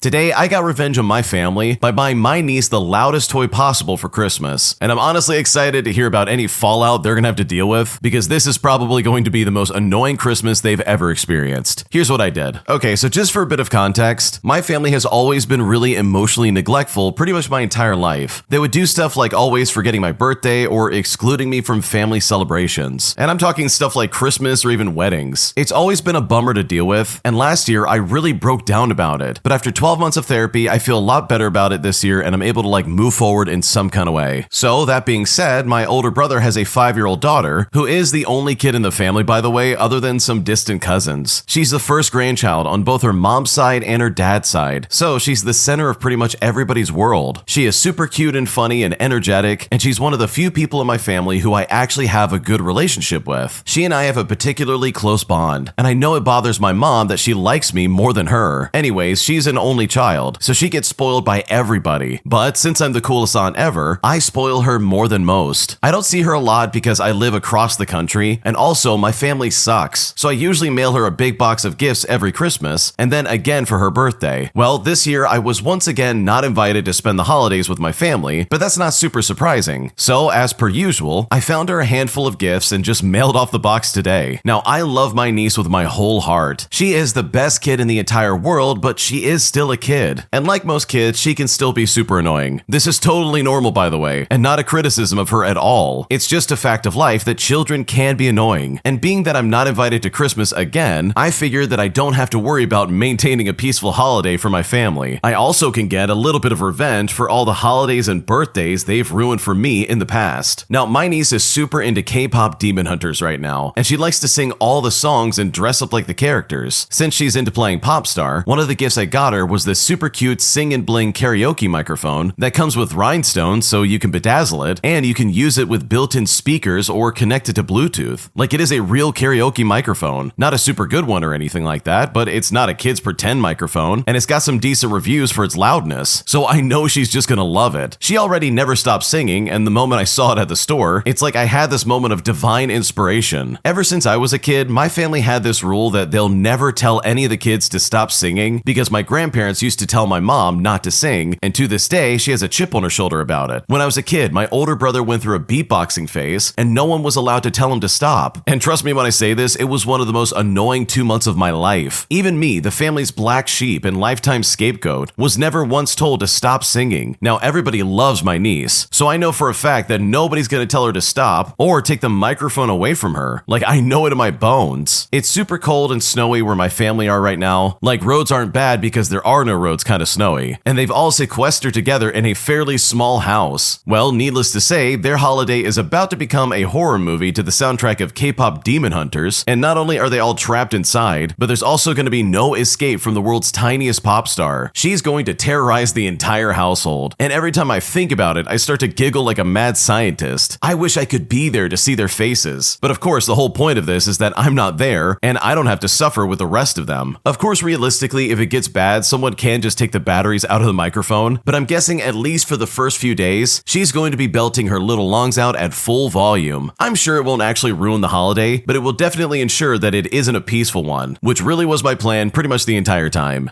Oh man, I love this so much, especially when it comes to like getting back at people, because the original poster is doing it in a way that's like really sneaky. And for me, I love that kind of stuff. I think that's a brilliant way of getting back at these people, especially if they've like neglected you your entire life. Like that really sucks. So good for you for getting your revenge. I love that. These people deserve it, and I just love the fact that you're using their own standards against them, because chances are they're probably going to be having like a moral crisis after day 3, as that kid is going to annoy them pretty much nonstop. Today I messed up by accidentally stealing a cat, paying $400 in vet bills, only to then realize that this wasn't my cat when I got home. And now I'm not looking forward to the awkward conversation where I literally have to go door to door to my neighbors just to figure out whose cat this belongs to. Because honestly, I'm really embarrassed, and that's just simply gonna suck. Here's what happened. Okay, so this happened about 6 hours ago, and I'm currently staring at 2 identical black cats in my living room, trying to figure out how to explain this to my neighbors without sounding like a lunatic. For context, I have a black cat named Luna, and she is a void cat. No white patches, just pure darkness and yellow eyes. She is strictly an indoor cat because she has 0 survival skills and is afraid of the wind. Tonight at around 7 o'clock p.m., I was taking the trash out, and I guess the door didn't latch all the way, and when I came back inside 20 minutes later to feed her, I couldn't find her. I did the usual calls, and I even shook the treat bag, but I still got nothing. I then went into full panic mode, and I grabbed a flashlight and ran outside. I spent 15 minutes checking the bushes until I saw a pair of yellow eyes reflecting from under my neighbor's porch. I crawled under there, I grabbed the cat, who was surprisingly docile but shivering, and dragged her out. When I did, I then noticed immediately that she was limping and had this weird gash on her ear. I assumed that she got into a fight with a raccoon or something like that. Well, I didn't even go back inside. I put her straight into the car, and I sped to the 24-hour emergency vet. I was crying the whole way, telling her that I was sorry that I let her out. The vet took her back, cleaned the wound, gave her some antibiotics and pain medication, and did a quick checkup, and the bill came out to be about $430. So I slapped my credit card down, glad that my baby was safe. We got home about an hour ago, and I carried the carrier into my living room, set it down, and opened the door to let her out gently. As the injured cat stepped out, my cat, the real Luna, walked out from behind the sofa, yawned, and hissed at the intruder. And when my cat did this, I froze. I looked at the cat I just spent over $400 on, and I realized, oh my gosh, this cat's a boy. I don't have a boy cat. I have accidentally kidnapped a stray, or worse, a neighbor's outdoor cat, paid for his medical care, and brought him into my house. So now I have a cat who's pissed off, and this imposter cat who's high on painkillers, and currently sleeping on my expensive rug. I have to go knock on doors tomorrow and ask if anyone's missing a black cat, and also explain why he is now shaved on one leg and smells like antiseptic. And trust me, that is not a conversation I'm looking forward to.